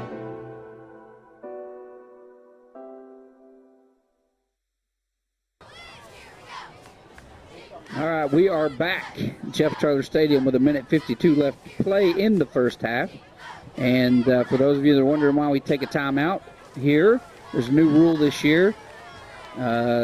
We have the, just like an NFL team, we have the 2-minute Timeout. You can't call it 2 minute. The other thing, because it's trademarked, believe it or not. I looked up synonyms for the other word, and so we're going to call this the 2 minute caution. The 2 minute stop. 2 minute caution. Well, third down and 12 right here, Jeff, with 1:52 left. We dearly need to pick up this, but this may just be quarterback draw to play it safe and run some clock. All right. Yep. Good call. Up the middle. Not going to get 10 yards that he needs. 11 actually. So Buckeyes are going to have to punt with 1:44 on the clock. Well, that is definitely not what the Buckeyes wanted to do because we get a stop. Yeah, and you got your quarterback. And we got a quarterback down. Yeah, he's I don't know if he's got I hope it's just a cramp, but he may have got stepped on in there. Got a stinger. Well, let's take some more time out, Jeff, here, and recognize some more of our great sponsors and be right back with the rest of this first half right after this.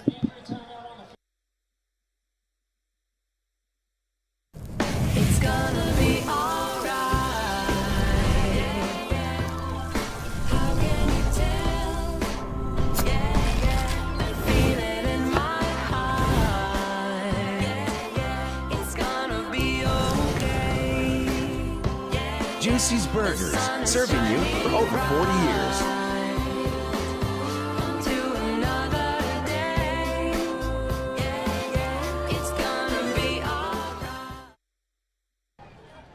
All right, back to Jeff Traylor Stadium.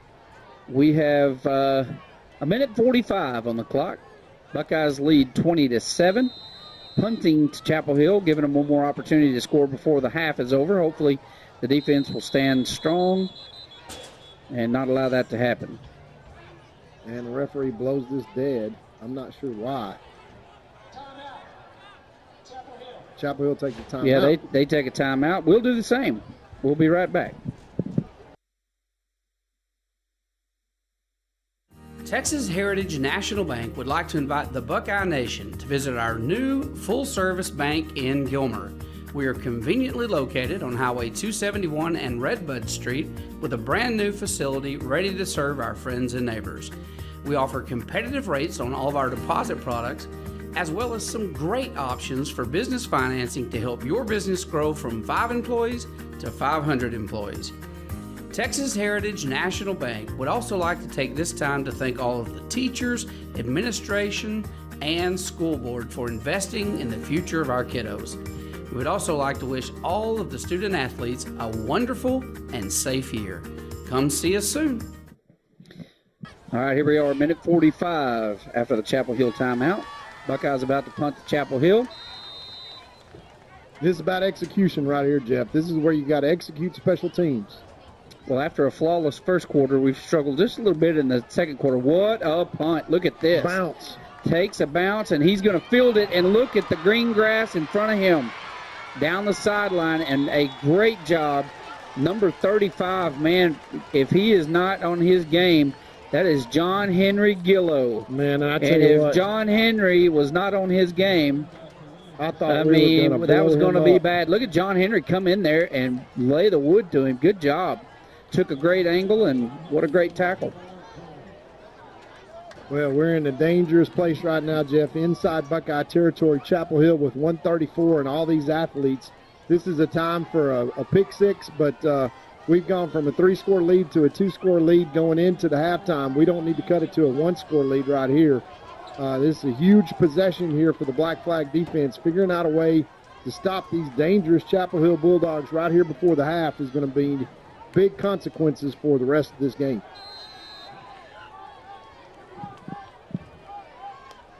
All right, here's the snap. Handoff up the middle, number 10, scrambling, spinning, refusing to go down. Nice 9-yard or so run there. And that is that's a very good. Got some Buckeyes down. Is that 2 Buckeyes down? Yeah, that's 2 Buckeyes that got down. One of them is Trey Lee. So let's take another quick timeout while we've got an injury here and be right back.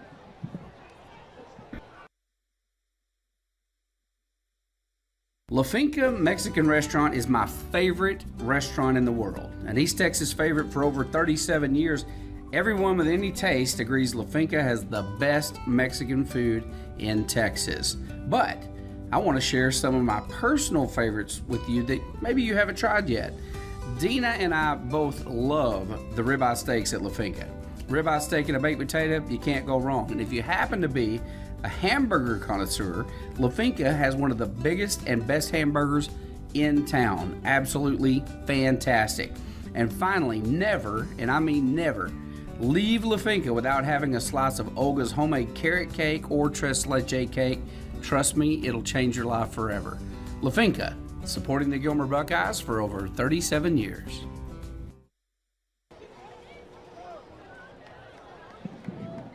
All right, we are back in Buckeye, or Jeff Traylor Stadium. And this last couple of minutes are playing out over about 10 or 15 minutes. A minute 24 left to play. It is 1st and 10. Chapel Hill from the shotgun. Here's the snap. Hands off. 10. Room to run. Gets drilled from number 27 coming out of the secondary. That was Pinckney, who had a really good game last week. Pinckney comes up from that safety position and puts it on him. Clock running. 2nd and 6. Here's the snap. Quarterback drops back, looking to pass. Goes for the end zone.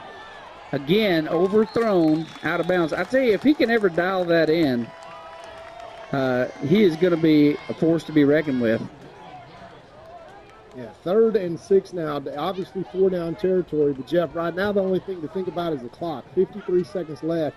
Buckeyes got to keep everything in front of them here and not let one of these little home run hitters get loose right here to end the first half and cut it back to a one-score game. This is just huge ramifications for the game. 3rd and 6. Heavy pressure, going to go down. Sacked the quarterback. Davion King. It's going to be 4th and 5. And Chapel Hill calls their final timeout with 4th down and 4. And we'll take another timeout, Jeff, and recognize our great sponsors and be right back with this huge 4th down play.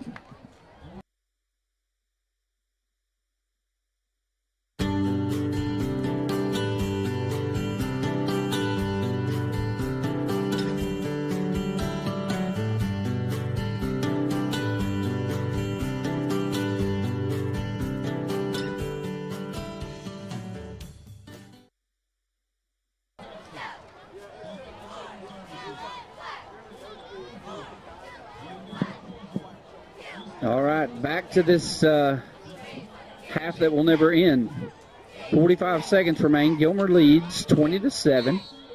And we've had some injuries. We've had some interesting plays over these last series. Chapel Hill just feels desperate. They need to get in there. And they're going to come out and go for it. So this ought to be interesting. They're probably going to throw something out of the kitchen sink here. 4 receivers wide to the right. Bottom of your screen, none to the left. 1 back in the backfield. Quarterback's going to take the ball from the shotgun. Here's the snap. Fakes the handoff. Drops back, fires one, incomplete. Buckeyes get it back with 41 seconds. Great job there by number 0, Trey Lee. Playing hurt as we got a flag down. Don't tell me this is a late hit on the quarterback here. We don't see it in the replay. Oh, no, that's a towel. That's not a flag. He lost his towel. Okay, that's good. We will. Okay. Yeah, it was a flag. Illegal man downfield against Chapel Hill. And the Buckeyes will get the ball back, Jeff, with 2 timeouts, I think, if I'm counting correctly. Yeah, we got 1 timeout. I thought we only used 1. Yeah, but did we use 2? I guess we have. We have 2 timeouts remaining. All right, yes, good. That's right. So 2 timeouts remaining, but I think we will kneel down on this one and take our 2-score lead into the half. Yeah, they don't want to take a risk of a fumble in that area and giving it back to them, so they're just going to be content to go into the locker room with a 13-point lead. It is 20-7, Gilmer Buckeyes. And, folks, I want you to stick with us for a second. If you normally go to the kitchen, during halftime. I want you to wait around for a second because, Eric, are we going to play that highlight reel?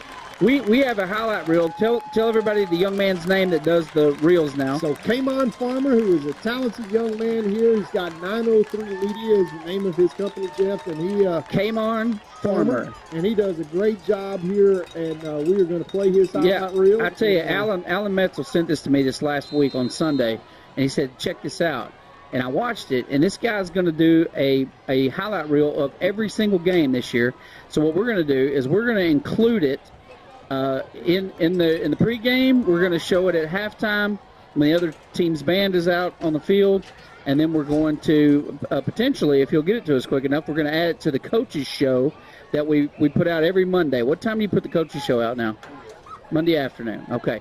So if you want to see the highlight reel from the week before, and he does a great job, you're going to see what I mean because we're going to launch it right now.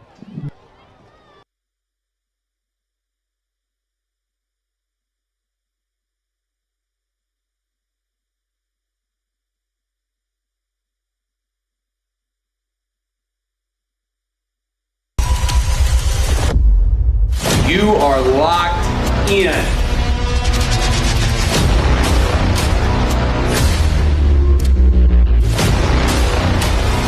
Control the trenches. Of course, the Buckeye defensive line is ranked number 1 in the state. Need everybody in, locked in, helping, encouraging. Somebody makes a mistake, build them up. Gotcha, man.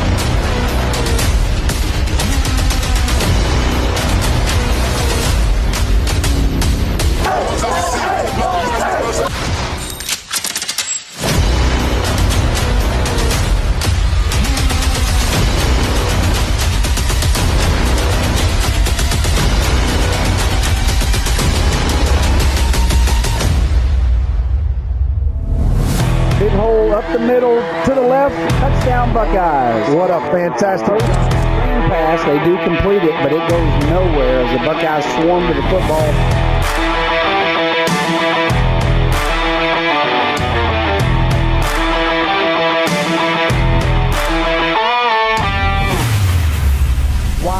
Wide open in the end zone. Touchdown in the air. And that pass is complete to number 12.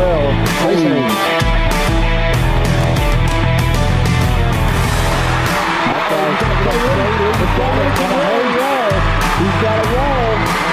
If he can cut back and get down that sideline, he may take this one all the way back. He is going to get it.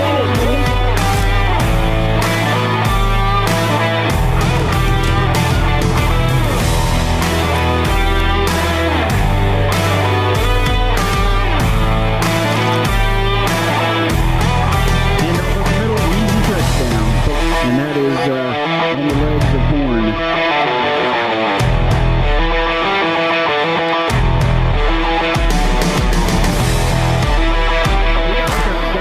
We got the ball here. Buckeyes win tonight 41-25. Start the season 1-0. Well done. Well done. That's a good team.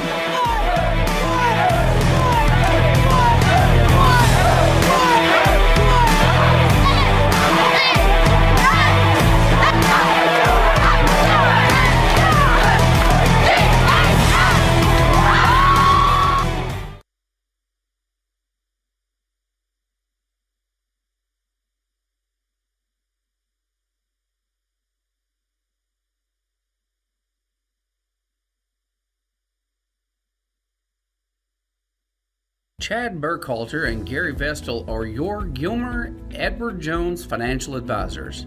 We're all about financial investments, but we also value the investments of time, patience, and encouragement our young athletes receive from their coaches, teachers, and mentors. That's why Chad and Gary are proud sponsors of our state champion Gilmer Buckeyes.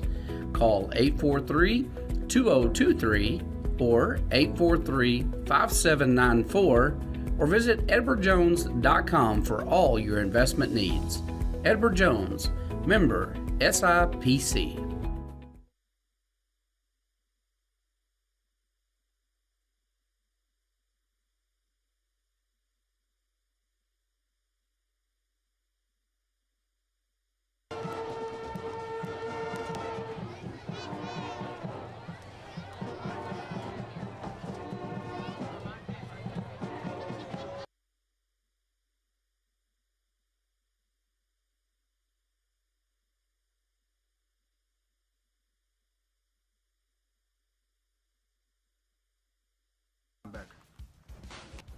Zay Taylor, Jr., class 27, quarterback.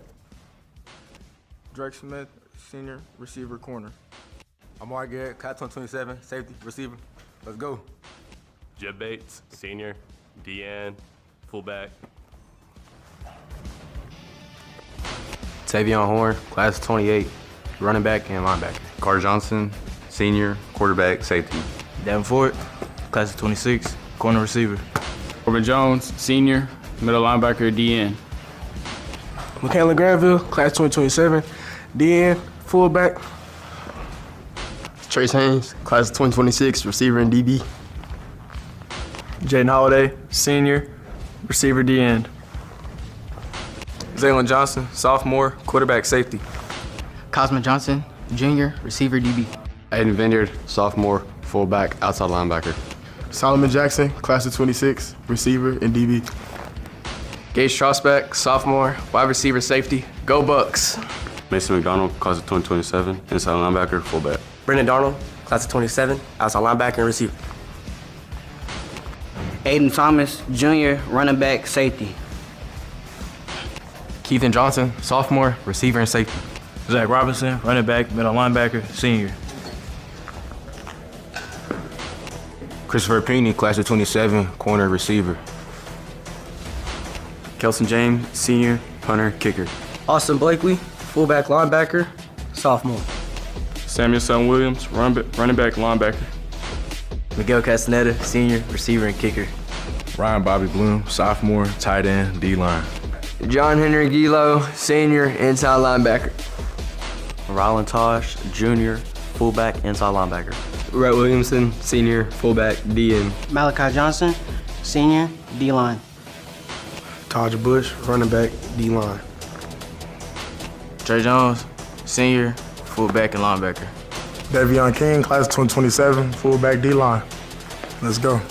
Hudson Blundell, junior, DN. Jace Marlowe, junior, fullback and inside backer. Ethan Brooks, junior, fullback, D-line. Shad Buchanan, class 2028, O-line, D-line. Brandon Ludlow, junior, O-line, D-line. Javar Horn, junior, D-line, O-line. Kaden Shelton, I'm class of 2026, and I'm offense and D-line.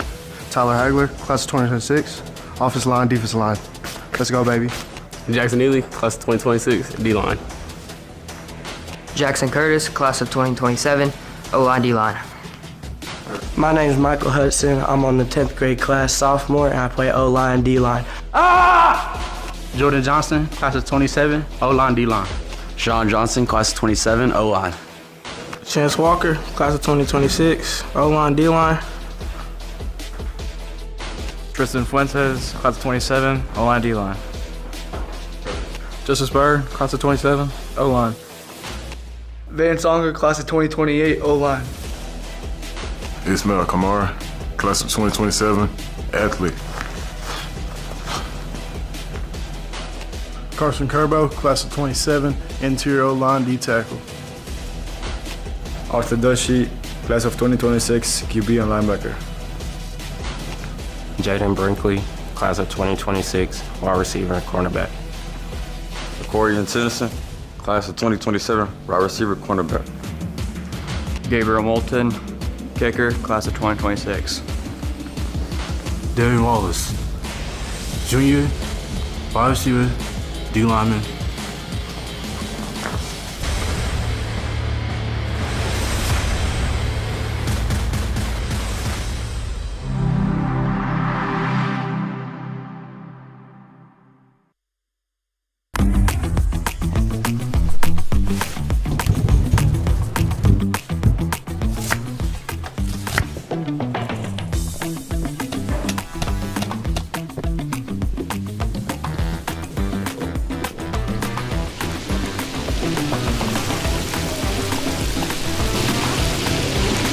Don't settle for the other guys when you could have the best. Only at Juicy's.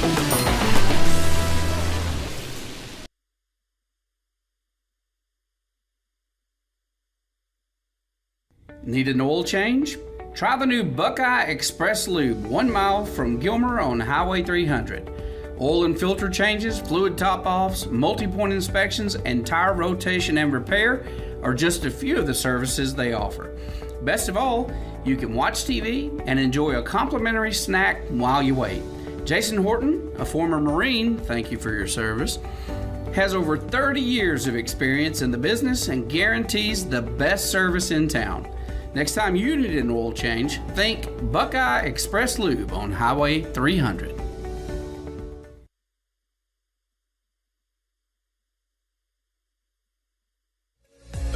Please join Jeff Rash and Alan Metzel each Monday morning for the Gilmer Buckeyes Coaches Show. Every week, Jeff and Alan discuss elements of the program, speak with special guests, give player updates, review key plays from the prior week, and give insights on the opponent for the current week. As a fan, this is your chance to go into the locker room and behind the scenes. To view the Coaches Show, go to GilmerBuckeyes.com and click on the Coaches Show button. Go Buckeyes! And we're back to the Juicy's halftime show here at Jeff Traylor Stadium, where your Gilmer Buckeyes lead the Chapel Hill Bulldogs 20-7 at the half. Once again, we want to recognize a few of our sponsors, our Booster Club sponsors this year, with the wonderful signs out that you see along the side of the field. Gilmer National Bank, and Paul Wilson, the president of Gilmer National Bank, that's our bank. And Les Morris there, go see them for all your needs. And then Kyle Bowden and the gang at First National Bank. We appreciate all of our local banks supporting Gilmer Buckeyes and the Gilmer Buckeye Booster Club. Garrett and Glaze Law Firm, Josh and Jordan there. Next Gen with Danny Watkins. AC Contractors and also TDR Contractors. Crowley Funeral Home with Mr. Troy Murray. And Texas Real Estate Executives, Vicky and George Wolf. We appreciate them so much for being our sideline sign sponsors for the Booster Club. Our first half statistics here on the Juicy's halftime show. The Buckeyes, 22 rushes for 224 yards and 3 touchdowns. They have been able to run the football, and they're going to probably do a lot more than that of that tonight. 17 for 103 yards for the Chapel Hill Bulldogs. The Buckeyes, 3 of 17 passing for 17 yards and 1 interception. 6 of 16 for 52 yards with 1 TD for Chapel Hill. Buckeyes total 25 plays for 241 yards. Chapel Hill 23 plays for 155. The Buckeyes lead time of possession 12-14 to 11-46. And the Gilmer quarterback has got 8 rushes. That's Zay Taylor for 129 yards and a touchdown. And Tavion Horn, 11 rushes for 77 yards and 2 touchdowns.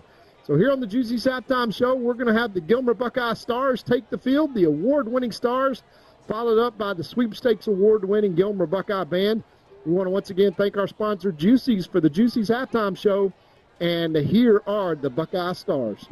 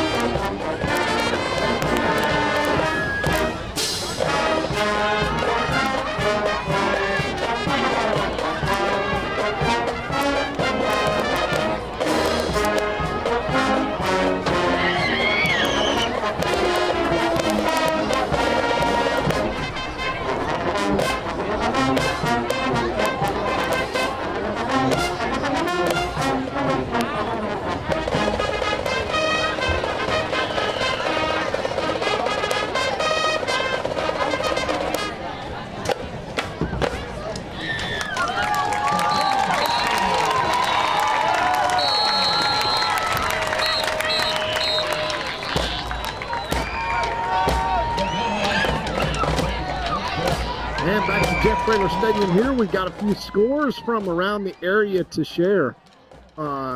This week 2 Friday night, as we look around East Texas, the Battle of Tyler, 41-7. Tyler Legacy leads Tyler High. Longview leads Marshall 17-7 at the half.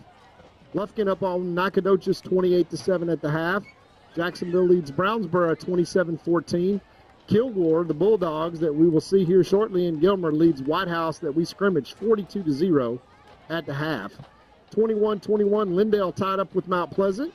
We'll see Lindale here in our preseason as well. Hallsville trails Crandall 16-0. Bullard trails Caddo Mills 21-7. Wills Point leads Venus 21-0. Livingston 35, Meadville 17.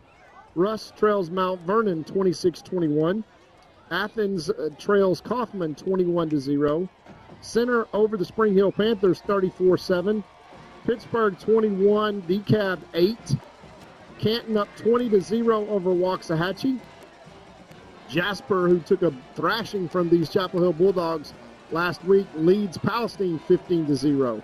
Pine Tree down to Van, Gilmer district rival, 24-7. And Henderson leads Liberty Islo 14-0. Sulphur Springs up 42-12 over Greenville. So as we enter the second half here, the Buckeyes will get the ball to start this half, and they will head back north towards the end zone. A couple of really good drives running the football. We saw especially the 1-2 punch there of Zay Taylor running the football from his quarterback position and Tavion Horn. But the Buckeyes in that last drive, in that last 40 minutes, kind of got away from it a little bit, got behind the chains, forced themselves into passing situation, and the Buckeyes have not really been able to be effective with the passing game so far here tonight. So let's see if these Buckeyes, leading 20-7, a 2-score lead, can get and stretch this out to a 3-score lead once again and really eat some clock and put some pressure on these Chapel Hill Bulldogs, who have shown just how talented they are. 65 yards worth of penalties in the first half for Chapel Hill. And, Jeff, we talked about it. I would not be surprised to see an onside kick here from Chapel Hill to start the second half. I think they realize right now they're in the game, and they've got some athletes, but they just got to be able to take advantage of their opportunities. The Buckeyes need to limit those opportunities and execute. And they're going to have a chance to do that to start this half right now. As I'm not sure the wind's blowing, but that kicker cannot keep the ball on the tee. No, there is absolutely no wind here tonight. They're setting up an onside kick, and they got it.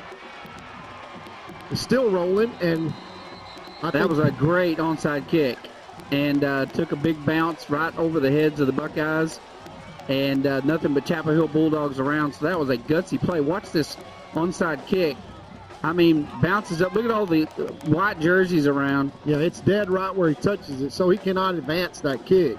So that's going to come back. But we kind of called it, Jeff. The onside kick starting off is they're going to spot the ball right where he caught it at the Buckeye 44. So exactly what you did not want to happen is what happened. Yeah, gutsy call and a great one. Yeah, and well executed, too. What a great kick. They come out with some desperation here, trailing, too. If they can put it in the end zone right here, they've stolen the possession from the Buckeyes and shift this game. All right, fakes the handoff, pulls up, catches a man in the flat, and it is that dangerous number 2, good for 15 yards. So here comes Chapel Hill. You saw it coming. As they're going to come out and try to flex their muscles with their athletes. And the Buckeyes caught on their heels to start this second half with special teams and unable to come up with the onside kick. And now the Chapel Hill Bulldogs are driving inside Buckeye territory to start the second half. Quarterback keeper, and he is stopped abruptly. Yeah, still getting several yards out of it. Number 5, Jet Bates, hit him first. But there was about 20 men in that scrum, and he still got 5 yards out of it. Yeah, that's the battle of wills that you see going on right now. And so far, the Chapel Hill Bulldogs come out and really create their own opportunities against the Buckeyes to start the second half. All right, here's the snap. Handoff, number 10. And he's driving his legs, but not a lot there. He gets maybe a yard. 3rd and 4 for Chapel Hill. Probably 4-down territory, Jeff, but the Bulldogs have not been able to do much in the air. Just really not consistent if they can get the quarterback moving. And right now the Buckeyes need to come up with 2 straight plays here and get a stop and kind of head everything off at the pass. Is all the momentum from the second half starting off with the Chapel Hill Bulldogs. Quarterback keeper straight up the middle, and I think he's going to be shy of the first down marker. It's going to be 4th and 1. This is obviously 4-down territory, so they'll go for it. That's going to be the same play. No, are they going to call that a first down? They are. They're moving the sticks. Good spot for Chapel Hill. 1st and 10 on the 20. Chapel Hill driving. Turnover would be great. Quarterback pulls up, goes to the end zone, got a man. Touchdown, Chapel Hill. So exactly what you do not want to see if you're a Buckeye fan. An onside kick, and 5 plays later, Chapel Hill's in the end zone. They just throw it to a spot there as the secondary coverage just completely breaks down for the Buckeyes, not accounting for that little flood route. And the Chapel Hill Bulldogs with an extra point can pull this to 6. And now the Buckeyes find themselves in a dogfight, no pun intended. Blocked. All right, blocked. So that's good. At least we got that point back. It's a 7-point game, Jeff. Yeah. Well, once again, the Buckeye sends the receiving team on. And this is deja vu because this is how the half just started. So Chapel Hill comes out and does exactly what they want to do and gets themselves back into this game. They may onside kick again. Yeah, why wouldn't you? Why wouldn't you? If that young man can kick like that consistently, I mean, why not? Yeah, and I think the Buckeyes are going to put the hands team out here.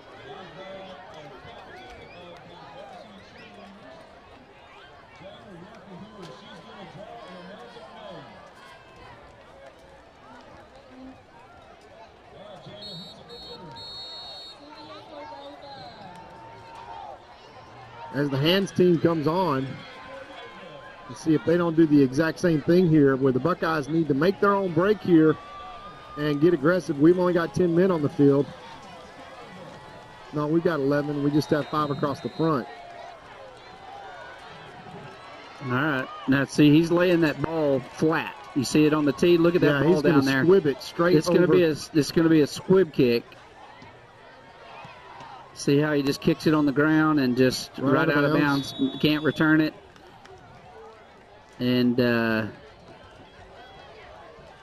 so they're going to try to get back in this game through a kicking game. Well, I can tell you, Jeff, after the way the first half ended the last 4 minutes and the way the first 4 minutes have started, Chapel Hill has won this first 4 minutes by a score of 13-0.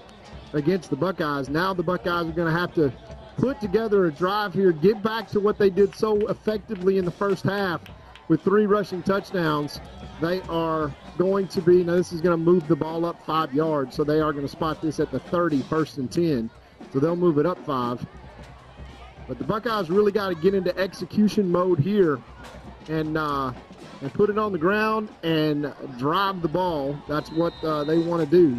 We'll see if they can get something going here with a little rhythm. All right, here's the snap. It's a low snap. Fakes the handoff. It was intended to be an out route, and that is going to fall incomplete. Pass was intended to Trosbach, and just outside his reach. 2nd and 10. Well, you see, Jeff, they brought guys down in the box. There are no safeties back there. You've got tight man coverage, and there are no safeties, and we're going to run it up the middle. Yeah, quarterback keeper. Taylor's good for about 5 yards. That'll bring up 3rd and 5.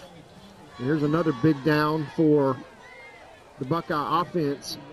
I want you to look at the size of the linebacker for Chapel Hill. Oh, yeah, he's a big boy. I mean, look at that, number 90 down there. Now, he's not quite as big as most of our offensive linemen, but he's a big boy. He's a bruiser. Is he playing down line or is he playing linebacker? No, he started down line, but he's playing down. He's playing 4-man front. I think he drops back when they go to 3-man front. I think he's the one that drops back to middle linebacker. Rolls to the right side. Number 17, Solly Jackson, and he is going to maybe lose a yard. It's going to bring up 4th and 6. Punt team's going to come on the field, and I tell you what, Chapel Hill playing tough. Yeah, not not the end to the first half the Buckeyes wanted, or the start to the second half the Buckeyes wanted, as we put the ball in the air twice in that 3-drive span, and both of those go backwards. So we're going to have to we knew this was going to be a good game tonight. I mean, you got two great football teams here, well-coached teams, a lot of athletes on the field, a lot of size, and I've been looking for this game all week. It's good game if you like football. Ball goes out on the 32-yard line, not a bad punt. And so here comes Chapel Hill one more time with their offensive unit. Hopefully the Buckeyes will be able to answer this time. A turnover would be great. Yeah, the Buckeye black flag got a bow its neck. Figure out a way to get some pressure here and put Chapel Hill into a situation like they were in the first half, which was first or second down and long, as they've not been really effective throwing the football, Jeff. Short passes to their athletes trying to get them in space. That's, I think, probably what Chapel Hill will stick with. All right, here's snap, handoff, number 13. And look at these guys, man. They just absolutely can run the football. That is a 14-yard gain on first down and all the way out to the 46-yard line. I mean, this young man can just run the football. They're moving so quick, it's hard to get your hands around them. Here's the snap, handoff again. 13, look at him spinning, keeping his legs moving. That is a good running back. Another 8-yard carry, and probably going to get a flag against the Buckeyes. That's going to be probably against Jet Bates, and that is going to be probably the 15-yard variety. Yeah, just not smart right there.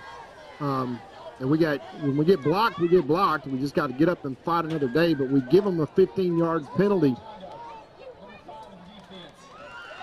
Very uncharacteristic, though, of Jet. We don't know what's going on down there on the field and what's said and done that we don't see, but very uncharacteristic. That's a good heads-up football player.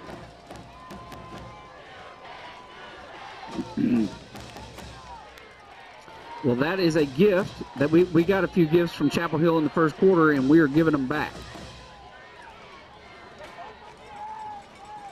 So 15 yards marked off against the Buckeyes, going to cross midfield and put them all the way down to the 31-yard line of the Buckeyes. And Chapel Hill's got to be feeling good about the momentum swing right now. They got all the momentum, and they're about to turn this into a 0-0 game. We need a big turnover or something positive to happen for the Buckeyes to get a little wind in their sails. Well, that's what we saw last week. They were able to pull it out. Pass complete. Number 2 got the football. He's going to take it to the house. Same play they run before. We just basically let him sit right down there in the zone. And number 4 comes up and doesn't make the tackle again. Remember, he ducked under the tackle the last time that he scored. But the Buckeyes have now put the Chapel Hill Bulldogs in the driver's seat. They're an extra point away from tying this game up going into the second half. The way they ended the first half, the way they started the second half with an onside kick and 2 unanswered scores after a 3-and-out, the Buckeyes are going to have to regroup and fast, because right now Mr. Momentum is on the side of the Chapel Hill Bulldogs, and they are taking it to the Buckeyes.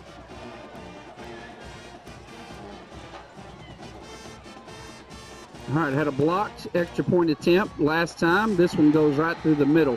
We are back to square one. It is 0-0. We'll be right back after these messages. Two-time Hall of Fame inductees, Brent Godarzi and Marty Young. back-to-back #1 trucking firm in the nation. Back-to-back best attorney and best law firm in East Texas.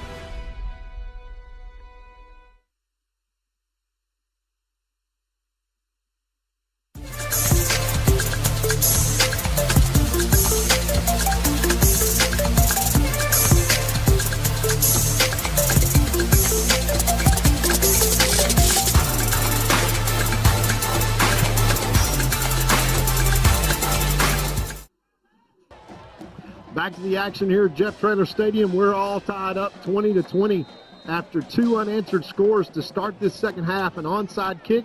5 plays later, Chapel Hill's in the end zone. And 3 and out after the last kick. They just kicked it out of bounds. Let's see what the kicker does here, Jeff. Last time, I'm not sure that just kick it straight out of bounds on a worm burner makes a lot of sense. This time it's a high pooch kick. Fielded on the 26-yard line. Nice return out to the 37 by Solomon Jackson.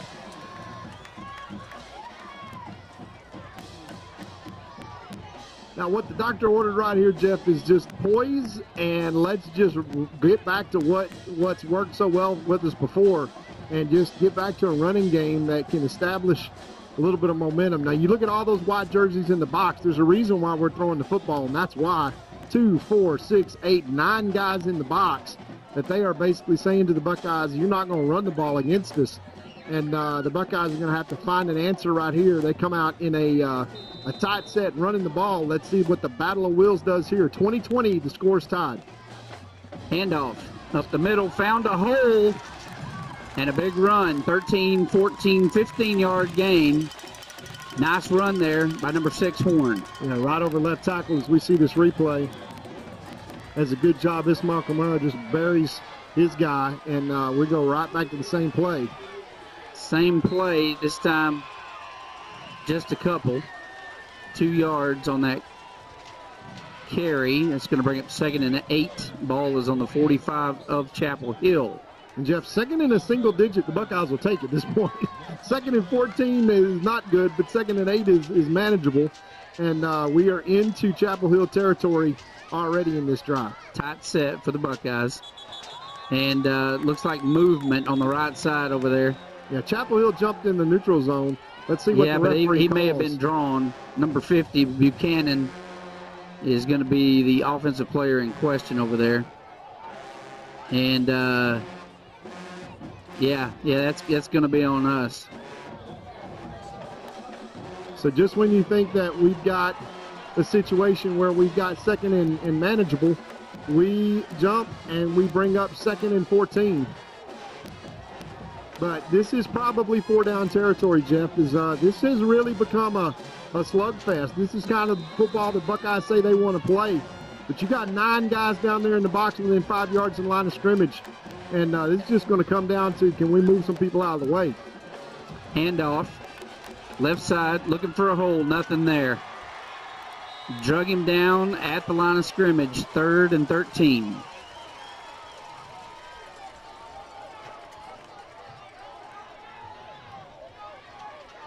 Now we got to get something manageable, because if it's 4-down territory, Jeff, and we can get 7 or 8 here and not be forced to punt, that's going to be a moral victory. But the Buckeyes really need to find a way to keep this drive alive, as a illegal procedure penalty has put them in a hole again.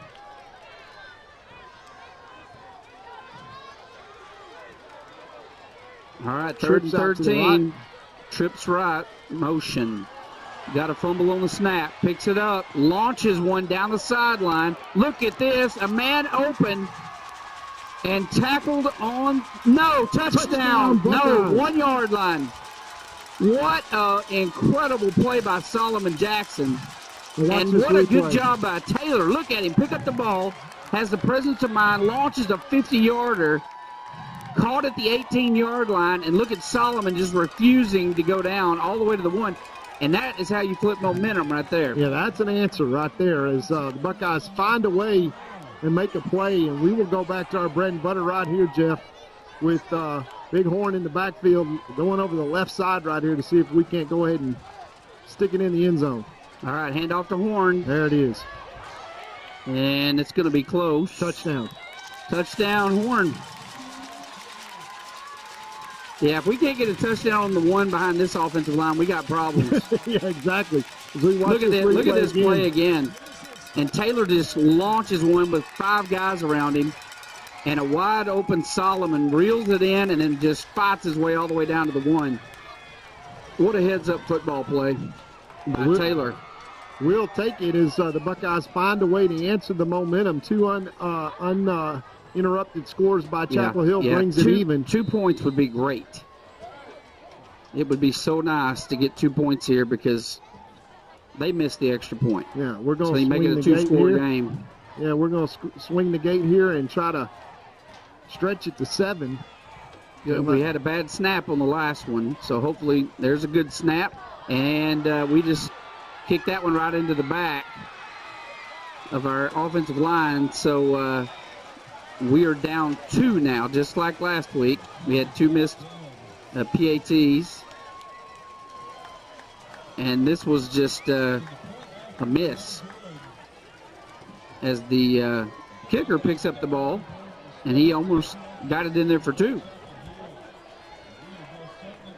So we're going to take a quick commercial break. We'll be right back. 150 years, Crowley Funeral Home has offered the highest quality in funeral services to the families of Upshur County for a fair and reasonable price.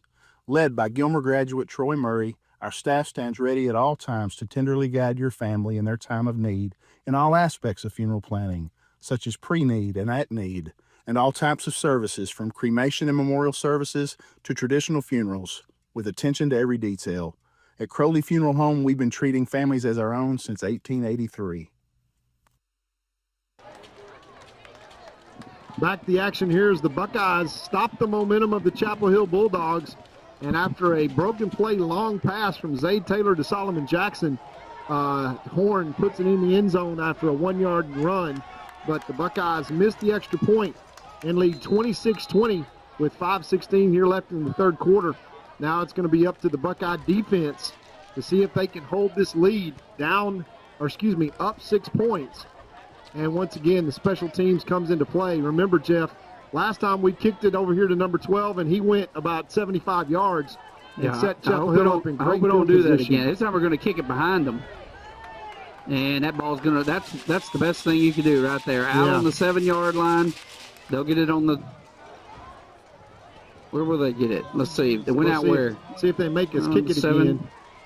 So that's going to be, I think, at least the 25.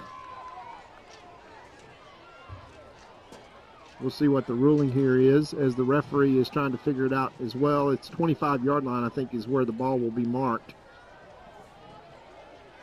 if they don't make us kick it again.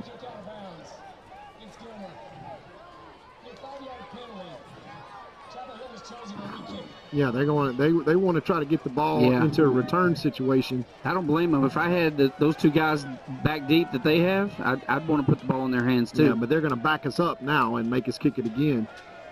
So this would be a great time for one of those things that we saw last week, Jeff, just to punt it where the green grass or where the green turf is and have that ball kicked back and have a hustling Buckeye maybe figure out how to get us possession. But once again, we'll take. Yeah, look at the weapons they have out here. You got 12 over here, 10 over there, the backs. Then back deep, you got number 3 and number 2, the 4-4 guy, and I believe the other guy's a 4-5, number 3. So it's like, where do you kick the ball? Yeah, that's pretty much right. If we have a kicker that can get it there, there's a reason we kick the way we do, because we do not have Mr. Payton anymore. We ran out of options on his contract. This is looking like it's going to be potentially a short kick. It is. Number 12 drops they fumble it. And Buckeyes, I don't know who's got the ball. I know there's a helmet that came out of there. Hey, that's a flag. If they are, there you go. That's a flag from the referee. They're trying to drag off Buckeyes. That's going to be 15 yards against Chapel Hill. because you cannot go up there and pull guys off of the pile from the other team. That's going to go backwards 15 yards for Chapel Hill. Yeah, watch this. All right, he just hits it. Ball hits the turf, and then he is hit. See where they're dragging guys, and that's a 15-yard penalty. And they're giving it to him with no penalty. That is a travesty, because that is absolutely a rule that you cannot come and drag guys off. That is not legal. That is unsportsmanlike conduct, and the referees just quite frankly let that one go. All right, so Chapel Hill, good field position, 1st and 10 from their own 39-yard line.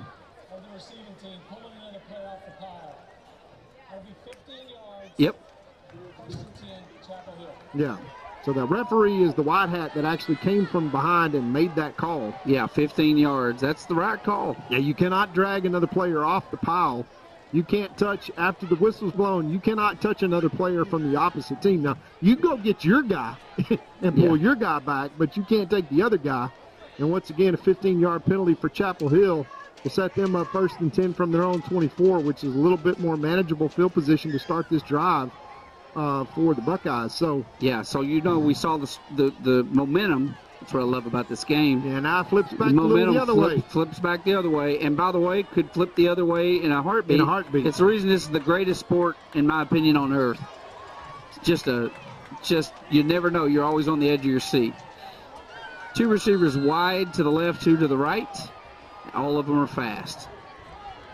Quarterback in the shotgun. Snaps the ball. Handoff. Got a hold. Bounces outside. And a nice run there. 8 yards on the carry. And I don't know how they're doing that, but they figure out a way. They got some good backs. I've been impressed. They really do. They also have a really good offensive line, Jeff. We're not getting penetration. And that's where you got to get those backs that are speedy like that. You got to get them before they start, and he goes very, very well with his lateral quickness. So you got to maintain lane integrity when you got athletes like that. Yeah, hard to get your hands on this guy. All right, we got a fumble on the play. Bad snap. Quarterback does pick it up. And that goes backwards. And flag on the play. They're going to probably call that a late hit. More than likely. They're going to call that, I think, on number 34 for the Buckeyes, Ryan Bloom. I didn't think it was let's watch right here. He's going down. I didn't see anything there that should have been a flag. And we got Atavian Ector down on the field. We're going to take a short break. We'll be right back.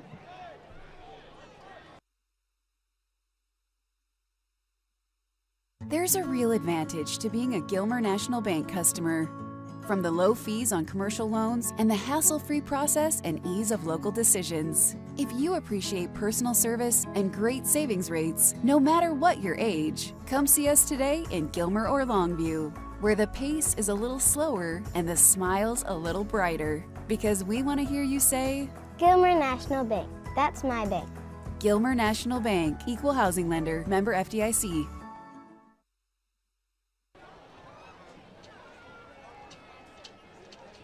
All right, we are back to Jeff Traylor Stadium.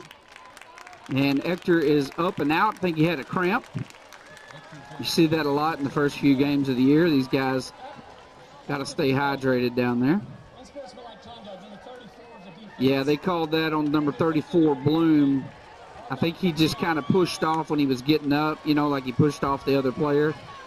And so they gave back the 15 yards they took from him earlier. So now, guess where we are? Yeah, well, we give them right back to where we started. They go from 3rd and 11 to 1st and 10, Jeff, is the huge part, because we had them in a position where they were potentially stopped. And we give them a first down. So let's see what they've got in their playbook. Here's the snap, fakes the handoff, rolls to his left side, heavy pursuit. He's going to run it, and he's going to get a first down.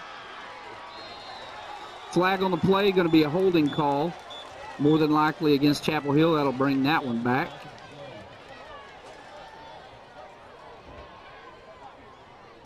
Let's see if we can see the hold, if there is one. Yep, right there. You see it on the 45-yard line or 35-yard line. Yeah, now that was a smart play by Jet Bates there. Yep. That's 10 yards. It'll still be first down, but that's a 10-yard penalty. 1st and 20. So they get 15, we get 15, they get 10. So net 5 to Chapel Hill. Yeah, I would have still taken the 3rd and 11 that we had them in. First down for 20 yards is not much of a threat for them when they get 3 cracks at it with all those athletes. They're going to throw the ball. Dropping back, dumps one over the middle, wide open, going to pick up the first down. That is a big play, and we didn't tackle him. Luckily, he stepped out of bounds. And I thought we just spun him around and released him. That was dangerous. You got to hang on to that tackle. And that is just blown coverage there. Yeah, that's man-to-man coverage. We lost track of a crosser. And we were fortunate that that's not a touchdown. 1st and 10. Ball on the 44-yard line of the Buckeyes. Yeah, we got the guy that is the referee as an umpire, Jeff, was the line judge because of the knee injury from before. So he is not really. Handoff. Bounces out to the right side. Just flying through the line. And he picks up about 5, 6, 8 yards on the carry. 2nd and 2. And we've got an injured Buckeye once again. So, Jeff, let's take a quick break and we'll be right back.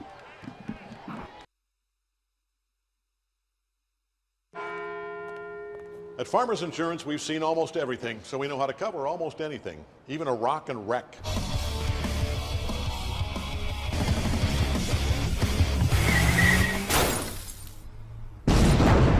Yeah! He rocked and rolled right into it, but we covered it. At Farmers, we know a thing or two because we've seen a thing or two. We are farmers. Bum, bum, bum, bum, bum, bum.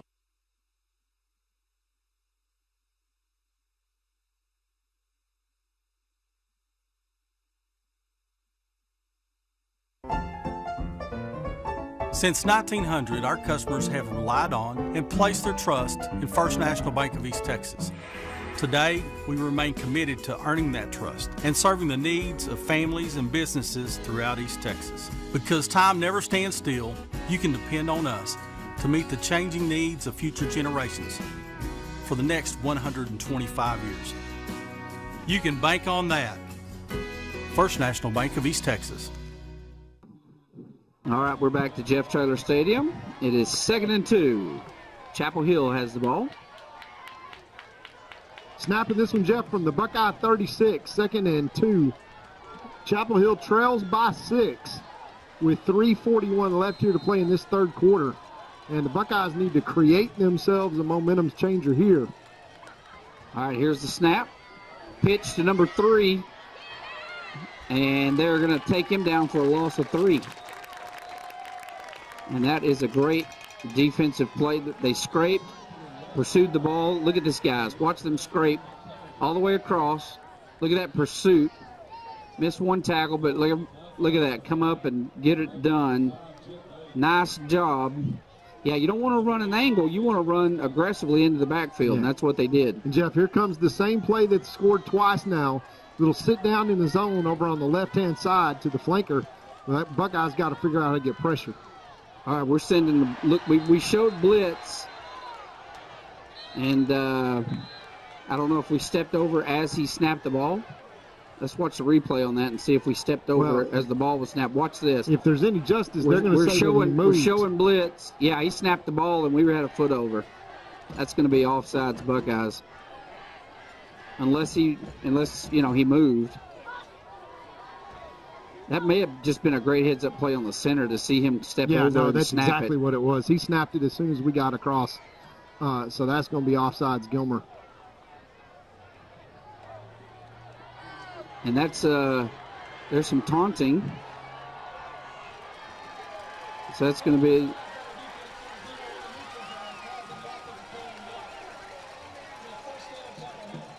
so we give him a first down in great field position. Ball's on the 34-yard line of the Buckeyes. 2:57 in the 3rd.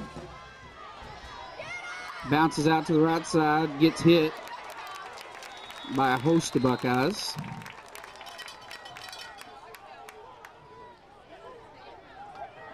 Picks up about 4. Going to bring 2nd and 6.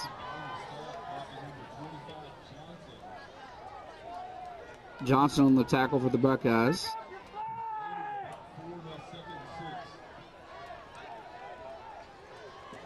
We got a flag on the field right now that the umpire forgot to pick up. And pass complete for 5 yards. Going to be a yard short. It's going to bring up 3rd and 1. Bringing pressure there again. And I think this, Jeff, is probably going to be the same run around to the right-hand side. The Buckeyes need to figure out a way to get a stop right now. 1:50 left to play in this 3rd quarter. Yeah, they're going to hand this to number 13. We got nobody out on the edge there. All right, quarterback keeper, left side. He's going to pick up the 1st down easily. Yeah, we had nobody on the edge.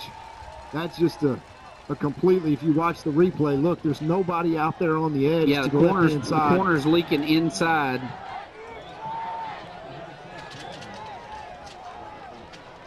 Yeah, it was a block in the back that didn't get called by the left tackle. 1st and 10. Ball is inside the 15-yard line. Handoff, 13. Cuts back inside, and he's going to get all the way down to the 6-yard line. Jeff, this may be one of those games that comes down to who has it last or makes the mistake. Chapel Hill back in the position where they can take the lead for the first time in the game as this 3rd quarter comes to a close. Substitutions being made here by the Buckeyes. 2nd down and 2. All right, big hole. Quarterback easily gets in there. And it is a tie ball game. 26-26.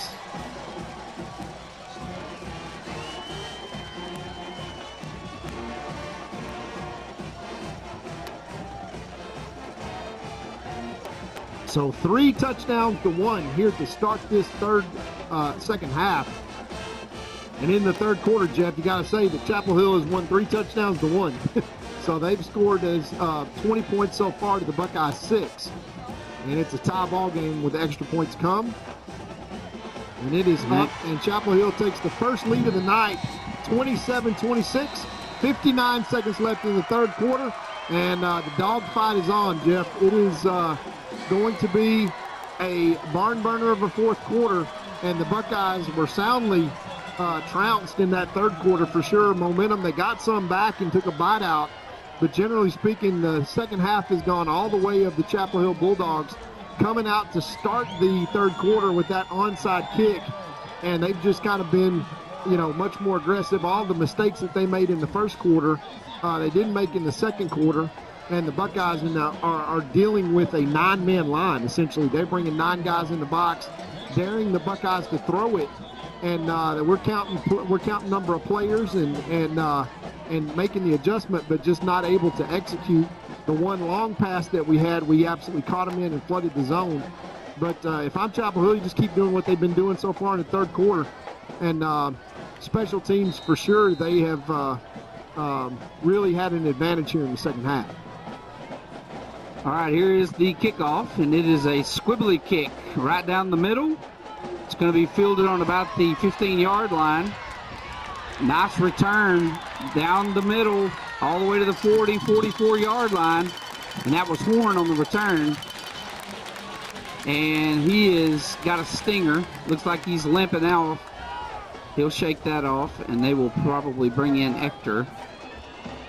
Yeah, got a cramp as the Buckeye offense will come back on the field with great starting field position. 1st and 10 from their own 44. Hector once again comes in at the running back position, but the Buckeyes got to execute on 1st down here, Jeff. 2nd down and double digits is not what they want to see, which has been the case the last couple of drives. All right, fumble, and Chapel Hill's got it. And that is a backbreaker. That is painful to watch if you're a Buckeye fan. We just simply drop. Watch this. Here's the snap, and we fumbled it. He thought he had it, and that could have been a touchdown. So Buckeyes momentum shifts back to Chapel Hill in the last few moments of the game. Yeah, another turnover is exactly what you cannot afford to do, especially right there. 1st and 10, just an unforced error, puts the defense, which has been on its heels, back onto the field immediately after just one snap. And everything pretty much that can go wrong for the Buckeyes has gone wrong here to start this second half. Remember, Jeff, they had a 20-6 lead at halftime and a chance to go up even bigger than that. All right, and we just didn't wrap up and tackle there, and that is going to be that's a first down. Got a big scrum out on the field, and that is going to be a first down. And so they are almost in the red zone of the Buckeyes. They're on the 23-yard line. And Chapel Hill moving the ball very well. The adjustments they've made at halftime have certainly paid off here.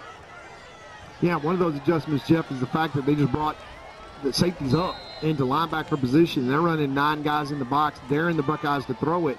And penetration on that last play for the Buckeyes, put it on the ground and gives the Buckeyes right back in a bad situation. Quarterback going for the end zone, and that is going to be pass interference on the Buckeyes.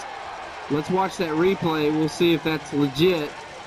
That was called on number 25 for the Buckeyes. Ball's up. I can't tell anything from that angle. Doesn't matter because they're going to get 15 and a automatic first down. Well, the good news, Jeff, is that there's only 2 seconds left in the third quarter because this quarter can't end fast enough for the Buckeyes. It has just been a horrific start to the second half, and it has been all Chapel Hill. In the second and the third quarter. Yeah. And so that means the fourth quarter will be ours. We had the first quarter and the fourth quarter. So now, deep in the red zone, Buckeyes got their backs against the walls. The ball's on the 7-yard line. 8-yard line.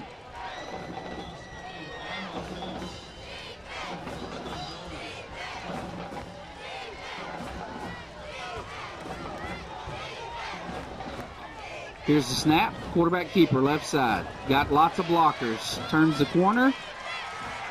And that is a touchdown, Chapel Hill. Yeah, that's just student body left, Jeff. They pull everybody and just run to that side. And you just see it. 1, 2, 3, 4, 5 guys. He just kind of slips out there and follows his blockers. And Chapel Hill now goes up 7 points with the extra point left to come, which would force the Buckeyes into a 2-point conversion just to tie the game to end the third quarter mercifully. If you're a Buckeye fan, it's just been a horrific start here to the second half. Extra point is good. And so Buckeyes kind of on their heels now. Chapel Hill takes a commanding lead. We will be right back after these messages start the fourth quarter.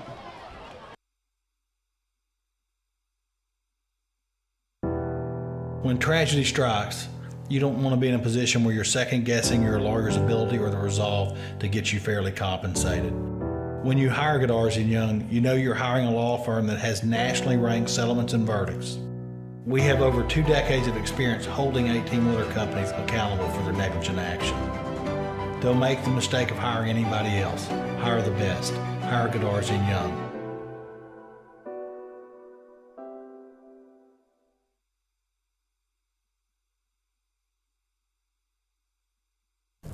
It's gonna be alright.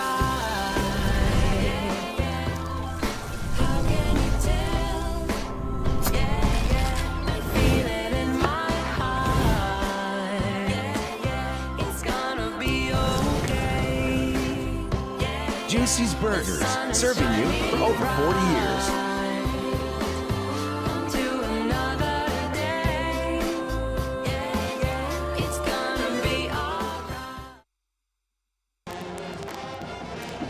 All right, back to Jeff Traylor Stadium where the Buckeyes trail Chapel Hill 34-26 after holding a commanding lead after the first quarter. So we now start the fourth quarter of play, and it is our turn to have some momentum. So let's see if the Buckeyes can turn this thing around in the fourth quarter. We've seen them score 3 touchdowns in a couple of minutes before, so let's see if we can pull that rabbit out of our hat again. This all started with the kicking game of Chapel Hill. If they came out of halftime and kicked an onside kick, which they recovered and then immediately scored. And their kicking game has been a factor here in this game so far tonight. Going to be another squib kick. Going to be fielded on the 29-yard line. Solomon takes it around the left side, back out to the 40-yard line, so good field position to start. And now it's just a battle of wills, Jeff, because Chapel Hill's going to come back with, you can count them. There's going to be 9 white shirts within 5 yards of the line of scrimmage, just daring us to throw the football, playing man-to-man on the outside. And so far we have done nothing but put ourselves in rough situations when we try to throw the ball. Putting ourselves in second and manageable is absolutely critical, and getting ahead of the chain. So let's see if the Buckeye offense can execute. All right, here's the snap.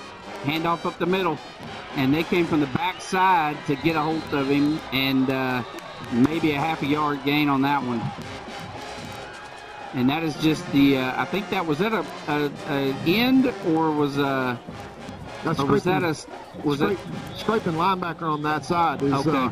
Our guys block the guy in front of them, and then there's 2 more white jerseys there by the time the ball comes. So they're stopping the run at every turn.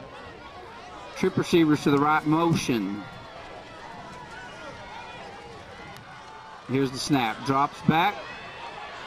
Launches one down the sideline, and it is caught for a first down. That is number 18 on the reception. That is Trossbach. And that's what you got to do to keep them honest when they're playing 12 yards off out there in man-to-man coverage, and we make them pay. All right, here's the snap. Drops back, looking to pass. Launches one. Launches one.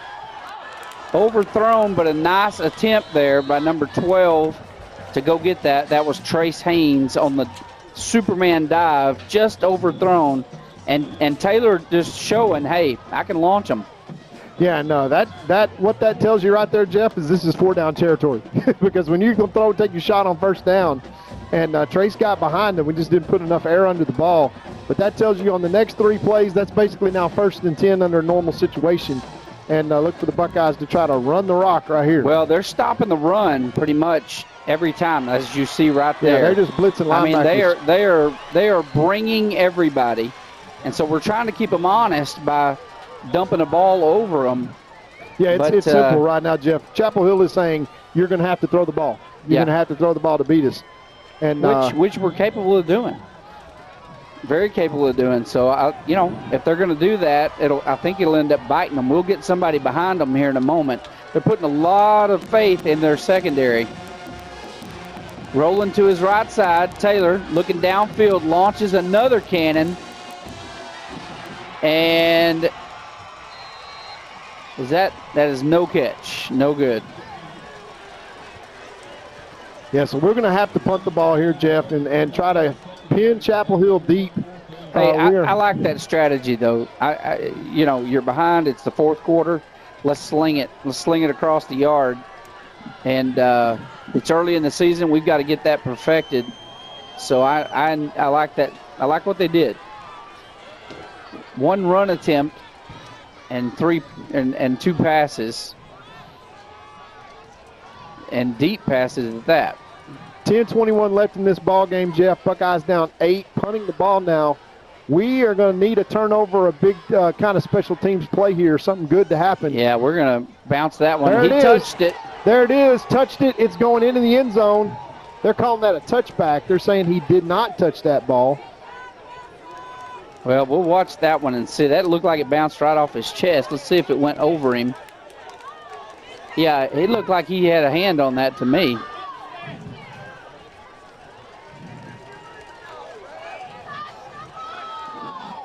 Yeah, Gilmer fans not happy with that. hard to tell. The ref's right there beside him. Maybe maybe it went just over his hand.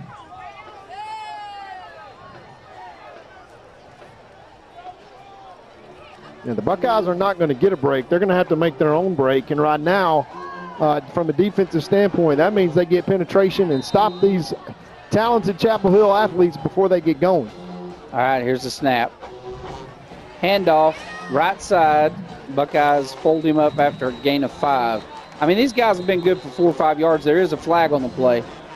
They have been good for 4 or 5 yards a carry every every carry. Running 4 or 5 yards before anybody in a black jersey is making contact, and that's the issue. That's going to be against us. Not sure what that call is going to be, but he's walking a long way. That's face mask. Not at all helping ourselves on defense as they go from the 25 out to the 40 with 10:02 remaining. And the Buckeyes got to figure out a way to get a stop, trailing by 8 here, and stop the bleeding because this second half has been a nightmare. Yeah, they're going to run the ball because they want to run the clock as much as they can. Hand off to 10 around the corner, and he's good for about 7. But they just want to keep the clock moving at this. This is about clock management at this point. Buckeyes are down 8.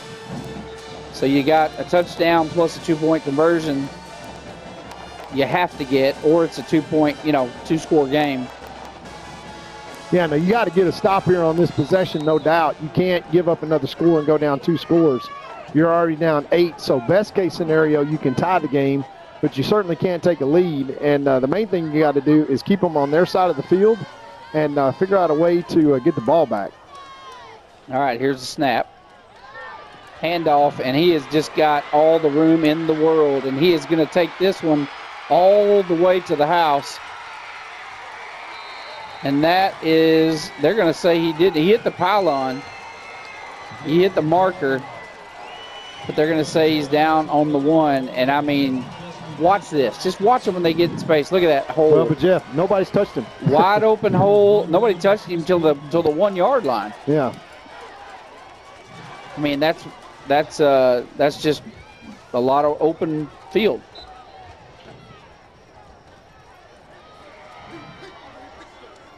So that is going to give them a great opportunity here, 1st and goal from the 1-foot line.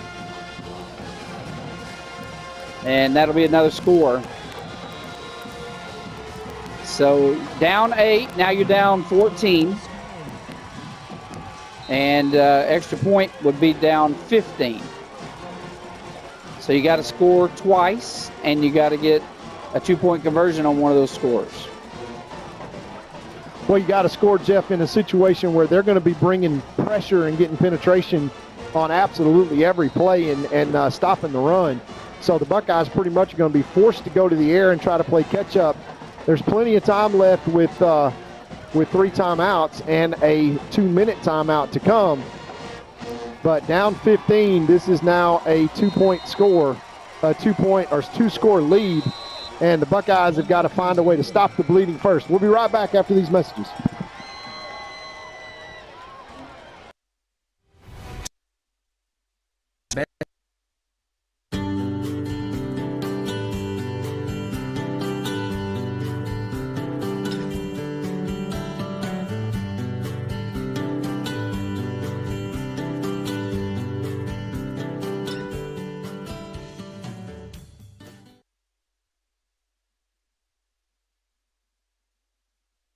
Chad Burkhalter and Gary Vestal are your Gilmer Edward Jones financial advisors. We're all about financial investments, but we also value the investments of time, patience, and encouragement our young athletes receive from their coaches, teachers, and mentors.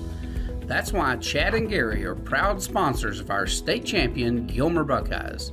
Call 843-2023 or 843-5794 or visit edwardjones.com for all your investment needs. Edward Jones, member SIPC. All right, back to Jeff Traylor Stadium. We just had the kickoff. The Buckeyes fielded it, no return. They will take over 1st and 10 on their own 20 with their backs against the wall. So if you're a part of the Buckeye Nation, you have seen this movie before, and you know that it is highly possible for the Buckeyes to stay in this game.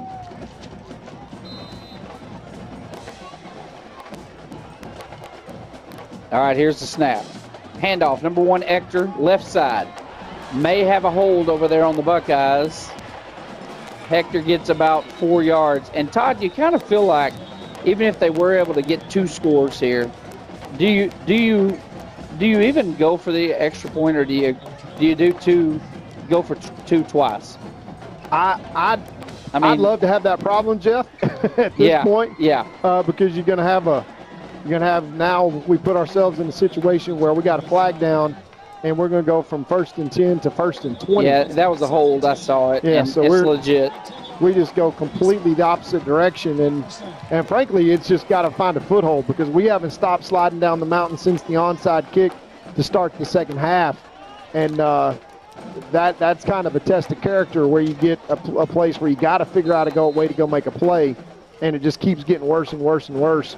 So you just got to find a way to make something positive happen. All right, we're going to do a pass to the back coming out of the backfield. That'll be good for maybe 4. It's going to be 2nd and 16. And with 8:39, with 2nd and 16, Jeff, you got to figure out a way to make a first down first, because if you get yourself into 4th down in situation this deep in your end zone, you can't go for it. You're going to have to punt the ball. And if you punt the ball with 8:39 left to go, the way that Chapel Hill's been playing, you're not going to have a chance anymore. These next 2 downs are pretty much critical if you're going to stay in the game. All right, Taylor, the quarterback, drops back, looking to pass, and he is going to be sacked inside the 5. And came from his right side, and he just got hit right in the ear hole. You'll watch number 11 on the bottom of your screen here. He is just coming around the end and unfortunately gets around the blocker and nails him. So we're now on the 4.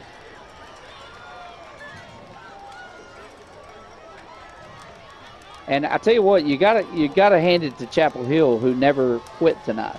No, they can't. I mean, those guys are down 13 points at one time. They understood that they were in a situation where they were, playing well. They were just, hurting themselves, and came out and just figured out a way to say, look, we're gonna.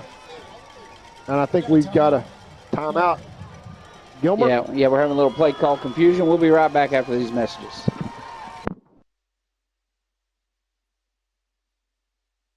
Need an oil change? Try the new Buckeye Express Lube, 1 mile from Gilmer on Highway 300. Oil and filter changes, fluid top-offs, multi-point inspections, and tire rotation and repair are just a few of the services they offer. Best of all, you can watch TV and enjoy a complimentary snack while you wait.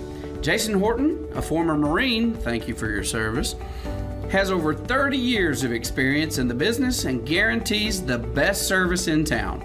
Next time you need an oil change, think Buckeye Express Lube on Highway 300.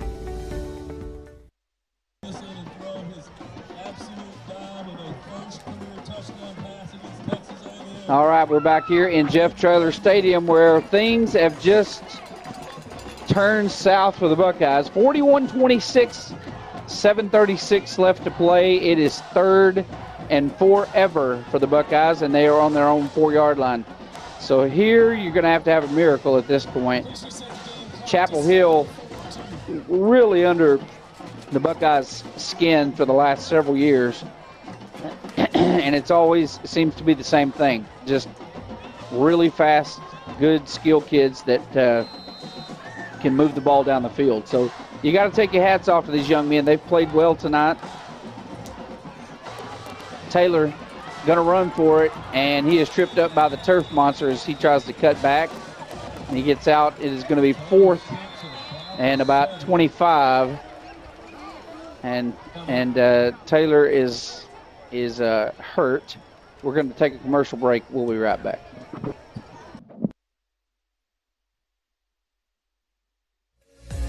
Please join Jeff Rash and Alan Metzel each Monday morning for the Gilmer Buckeyes Coaches Show. Every week, Jeff and Alan discuss elements of the program, speak with special guests, give player updates, review key plays from the prior week, and give insights on the opponent for the current week. As a fan, this is your chance to go into the locker room and behind the scenes.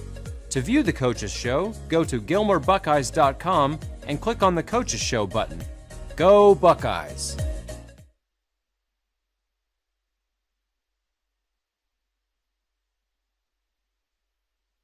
Chad Gilmer, Edward Jones Financial Advisors. We're all about financial investments, but we also value the investments of time, patience, and encouragement our young athletes receive from their coaches, teachers, and mentors. That's why Chad and Gary are proud sponsors of our state champion Gilmer Buckeyes.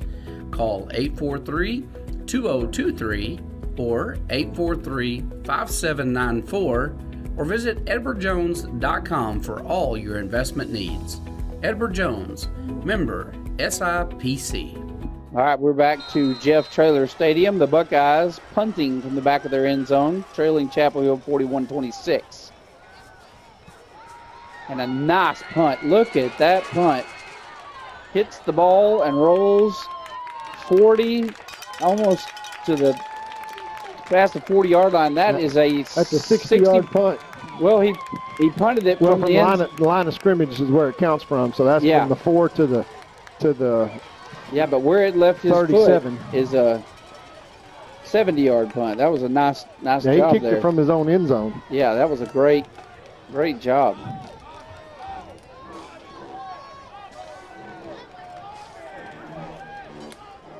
Probably a little too little too late.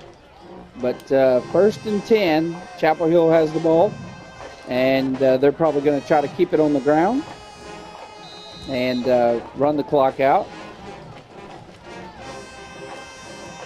Both teams played a hard-fought game tonight as Chapel Hill picks up maybe 4 yards on the carry. You like to see both teams, really going at it. I mean, if you love football, this is what you like to see. Even though I'd rather see the Gilmer Buckeyes come out on top, I love when you have two good, well-coached teams from two great communities come together and get out here and get after it like these young men have. We always talk about football being a great game because it's just a metaphor for life. It is teaches you hard work, pushing yourself beyond your limits. You find where your limits are. It teaches you teamwork, discipline.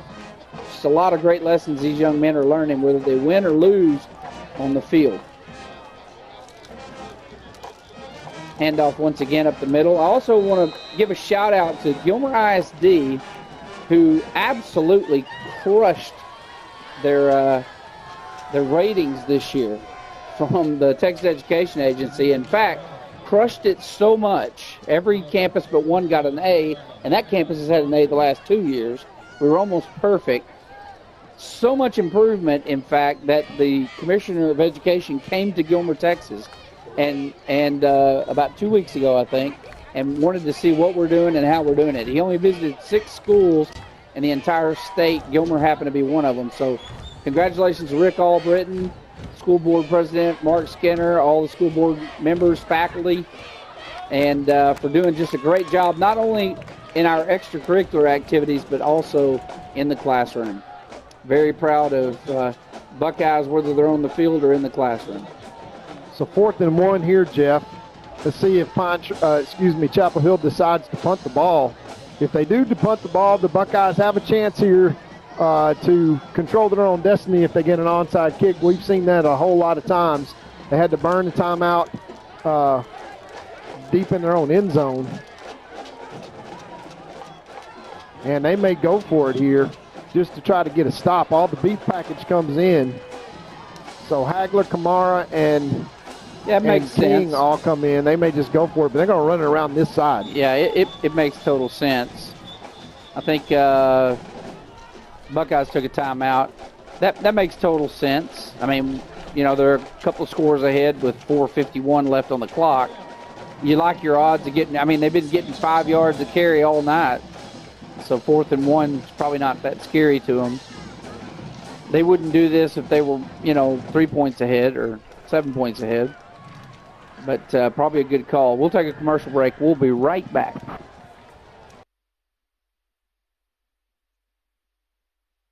Need an oil change? Try the new Buckeye Express Lube, 1 mile from Gilmer on Highway 300. Oil and filter changes, fluid top-offs, multi-point inspections, and tire rotation and repair are just a few of the services they offer. Best of all, you can watch TV and enjoy a complimentary snack while you wait. Jason Horton, a former Marine, thank you for your service, has over 30 years of experience in the business and guarantees the best service in town. Next time you need an oil change, think Buckeye Express Lube on Highway 300. All right, back to Jeff Traylor Stadium, and it is 4th and 1. It looks like Chapel Hill is going to go for it. If they do, you kind of feel like absolute nail in the coffin. So let's see here if the Buckeyes can get some penetration here and stop them. Quarterback keeper easily gets the first down. Want to remind everyone that we do a coaches show with head coach and athletic director Alan Metzel. We film it on Sundays, and Eric Conitz has it posted on GilmerBuckeyes.com and YouTube. And you can see the highlights from the game from the coach's perspective. Alan always does a great job of picking about 14 or 15 clips that were monumental in the game, and he talks about them kind of from a coach's point of view. And we talk about the game coming up, and so it's always good to kind of get in the coach's head. So be sure to watch the coach's show, and also we're going to be showing the highlights from the highlight reel from Mr. Farmer at the end of the coach's show as well. So make sure you look for that on Mondays. Gilmer Coach's Show featuring Alan Metzel. Timeout, Chapel Hill. Not sure why they did that, but that gives us a chance to recognize and appreciate our sponsors.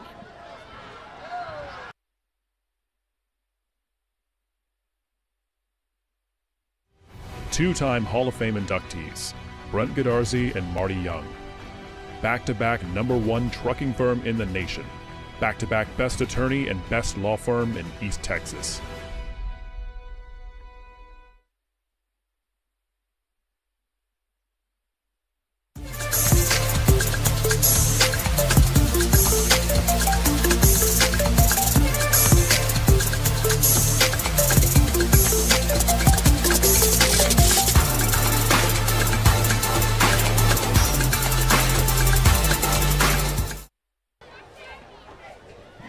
Back to the action here. 3:55 left to play. Chapel Hill kind of puts a nail in the coffin with that first down. They call a timeout pretty much because they have to, because they are going to get a delay of game penalty. And these Buckeyes are going to have a lot, Jeff. You know, Coach Metzel talks all the time about punching above your weight class, trying to expose your weaknesses. I think for the Buckeyes standpoint, there was a lot of opportunities in the second half to start the second half to stop the bleeding, and we just didn't figure out a way to get it done. But lots to see on film and to improve on for sure. Handoff 14 and drugged down by Mr. Trey Lee for a loss. Trey gets good penetration in the backfield. We were talking earlier about the excellence. We always talk about the extracurriculars. Those are a lot of fun. Talk about, you get to see the majorettes and the drill team and the cheerleaders and the band. Man, our band don't they look fantastic? Yeah, let me just go ahead and say one thing, Yeah, Jeff. talk about that for a second, because you're the band guy. The band has marched tonight with approaching 130 members. A record. No, the Buckeye band's never been this big. And never marched that many. I think back in the 1980s, we put about 119 on the field and were huge then. And this is 130. And the reason for that is when you get to band contest, of course, the Buckeyes band under the direction of Eric Gray has been a state finalist in the military marching contest basically 4 out of the last 4 years. And the problem is you go against Lindale's got 151 people. Yeah. So that you have a bigger sound, you have a bigger, palette to work from. And so you just can't pull off the same marching drill with 95 that you can with 155. So Eric Gray there trying to bolster our numbers and get ourselves into a competitive standpoint where we can go medal. And such a great program. All right. You got your backup quarterback in the game. And he can scamper too. Number 5 there. He was the JV quarterback last year, Jeff. And, of course, Chapel Hill is 4A Division I. Obviously always go deep in the playoffs, have several state championship appearances in the last 3 years. Unlike the Buckeyes, they haven't found a way to get it done. Buckeyes winning their last championship in 2023. But just to remind you, that 2023 team lost to these Chapel Hill Bulldogs and early in the season and figured out a way to kind of find their identity. Again, that's the method to the madness with Coach Metzel, is they're going to try to throw this one out in the flat, and they do. Move the chains there. Yeah, like I said, you got to hand it to these Bulldogs. They never pulled up. They didn't stop believing, and they clawed their way back into this game. The backbreaker that let them back in was coming straight out of halftime, and the onside kick that they were able to recover and then immediately score. Yeah, we talked about it coming out. Don't be surprised if you see an onside kick because there's nothing to lose. Everything that could go wrong in the first half for Chapel Hill actually did. Lots of self-inflicted wounds. They had 65 yards worth of penalties just in the first half. They had a snap to go over their head that the Buckeyes wound up recovering. And for Gilmer, they were able to establish the running game and take credit. They sold out in the second half, meaning that they brought the safeties up in the box, basically said to the Gilmer Buckeyes, you're not going to run the football against us. We're bringing somebody on that left side almost every play. Forced Gilmer to throw, and we just weren't able to execute. And then they got momentum on their side, and we couldn't find a way to tackle their athletes in space. They've been dangerous all night long. They just kind of had some self-inflicted wounds, and we were able to contain them and to outscore them in the first half. But I would say when you look at this film, Jeff, just from a completely neutral standpoint, Chapel Hill's just got better athletes. I mean, in all over the field, they've got dangerous weapons, and they were kind of a ticking time bomb with their guys all night. And the Buckeyes came out and established the lead. But once the bleeding started in the second half, we just weren't able to kind of hold momentum. We got that one play, the deep pass that was a broken play from Zay Taylor to Solomon Jackson, and we were able to punch it in. But then when we kicked off to them, they returned it 65 yards, and they went back and took a 1-point lead. And that third quarter was just disastrous. They beat us 21-6 in the third quarter, and then were able to tack one on after we were, unable to move the chains once they loaded the box on us.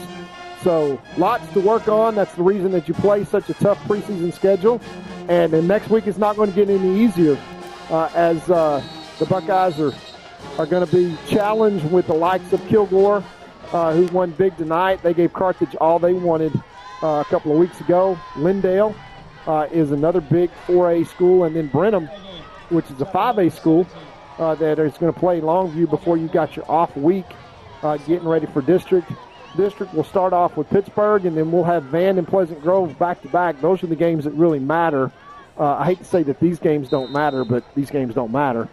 These games are specifically scheduled by Coach Metzel to try to basically expose our weaknesses so that we've got time to work on them.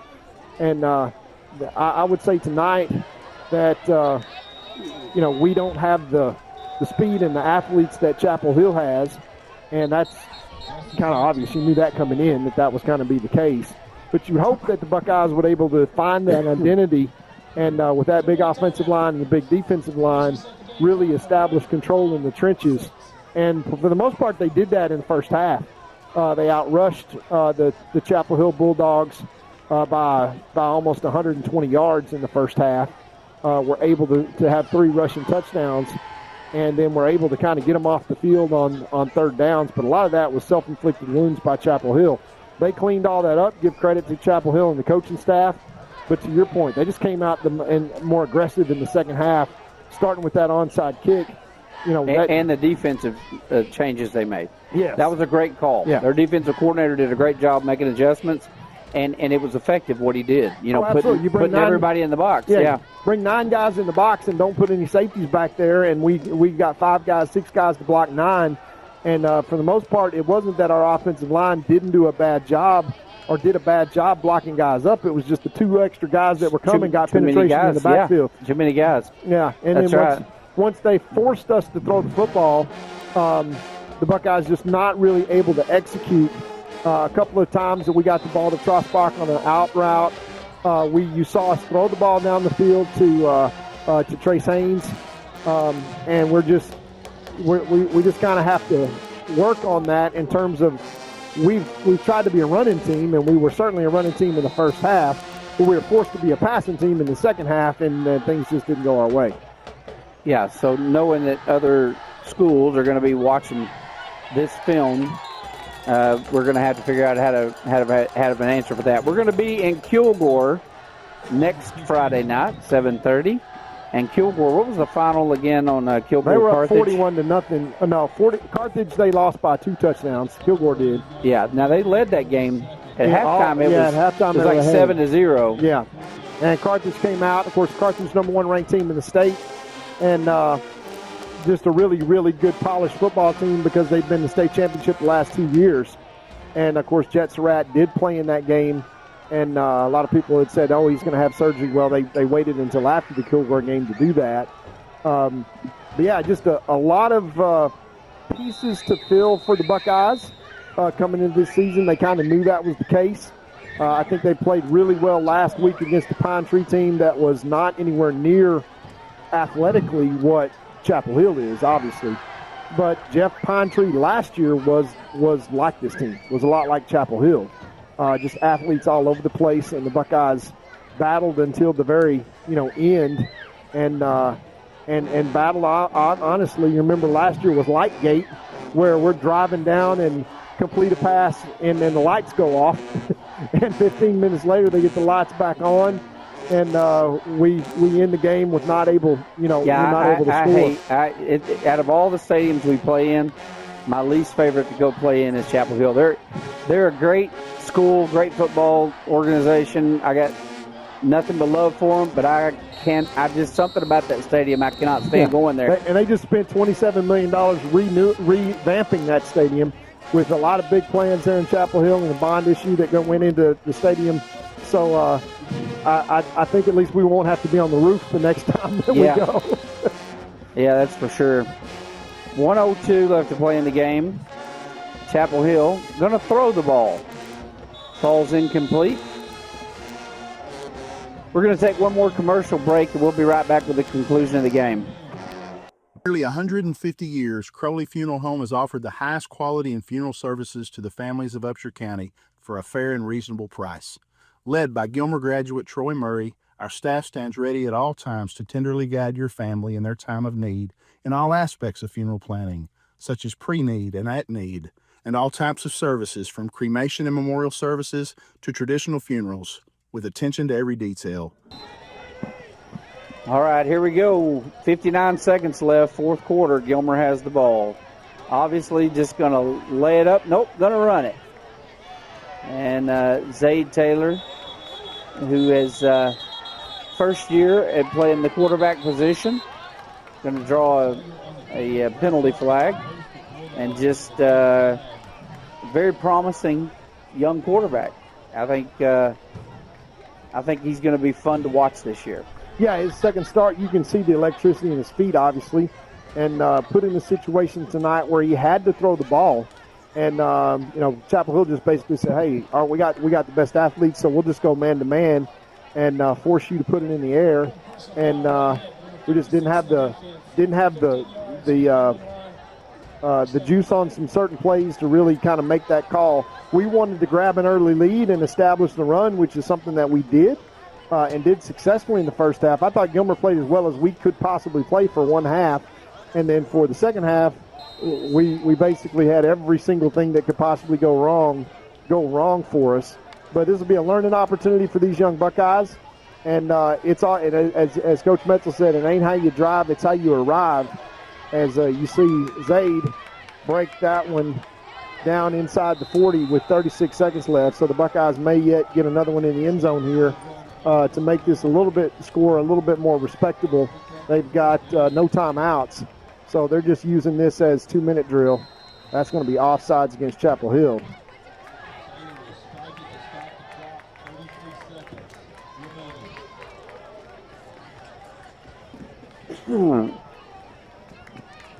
So we're going to use these snaps as practice snaps. And lots to work on, as we said, Jeff, that lots of learning opportunities from this film. Zaid wants to put one in the air and goes for the shot across the middle and falls incomplete, intended for Solomon Jackson.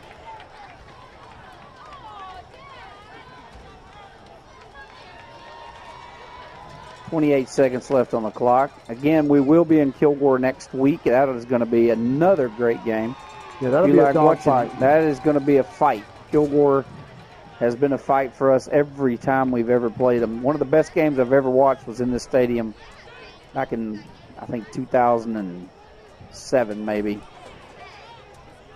Launches one for the end zone, and no flags.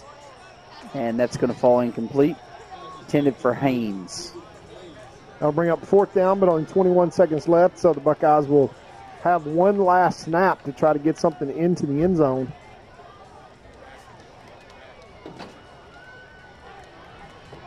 Need 10 yards here. Yeah, they'll go for the end zone here. Once again, Jeff, tale of two halves here for the Buckeyes. They did everything right the first half, and just a little bit better execution by Chapel Hill. They certainly gained the momentum and managed to keep it. As the double team is incomplete.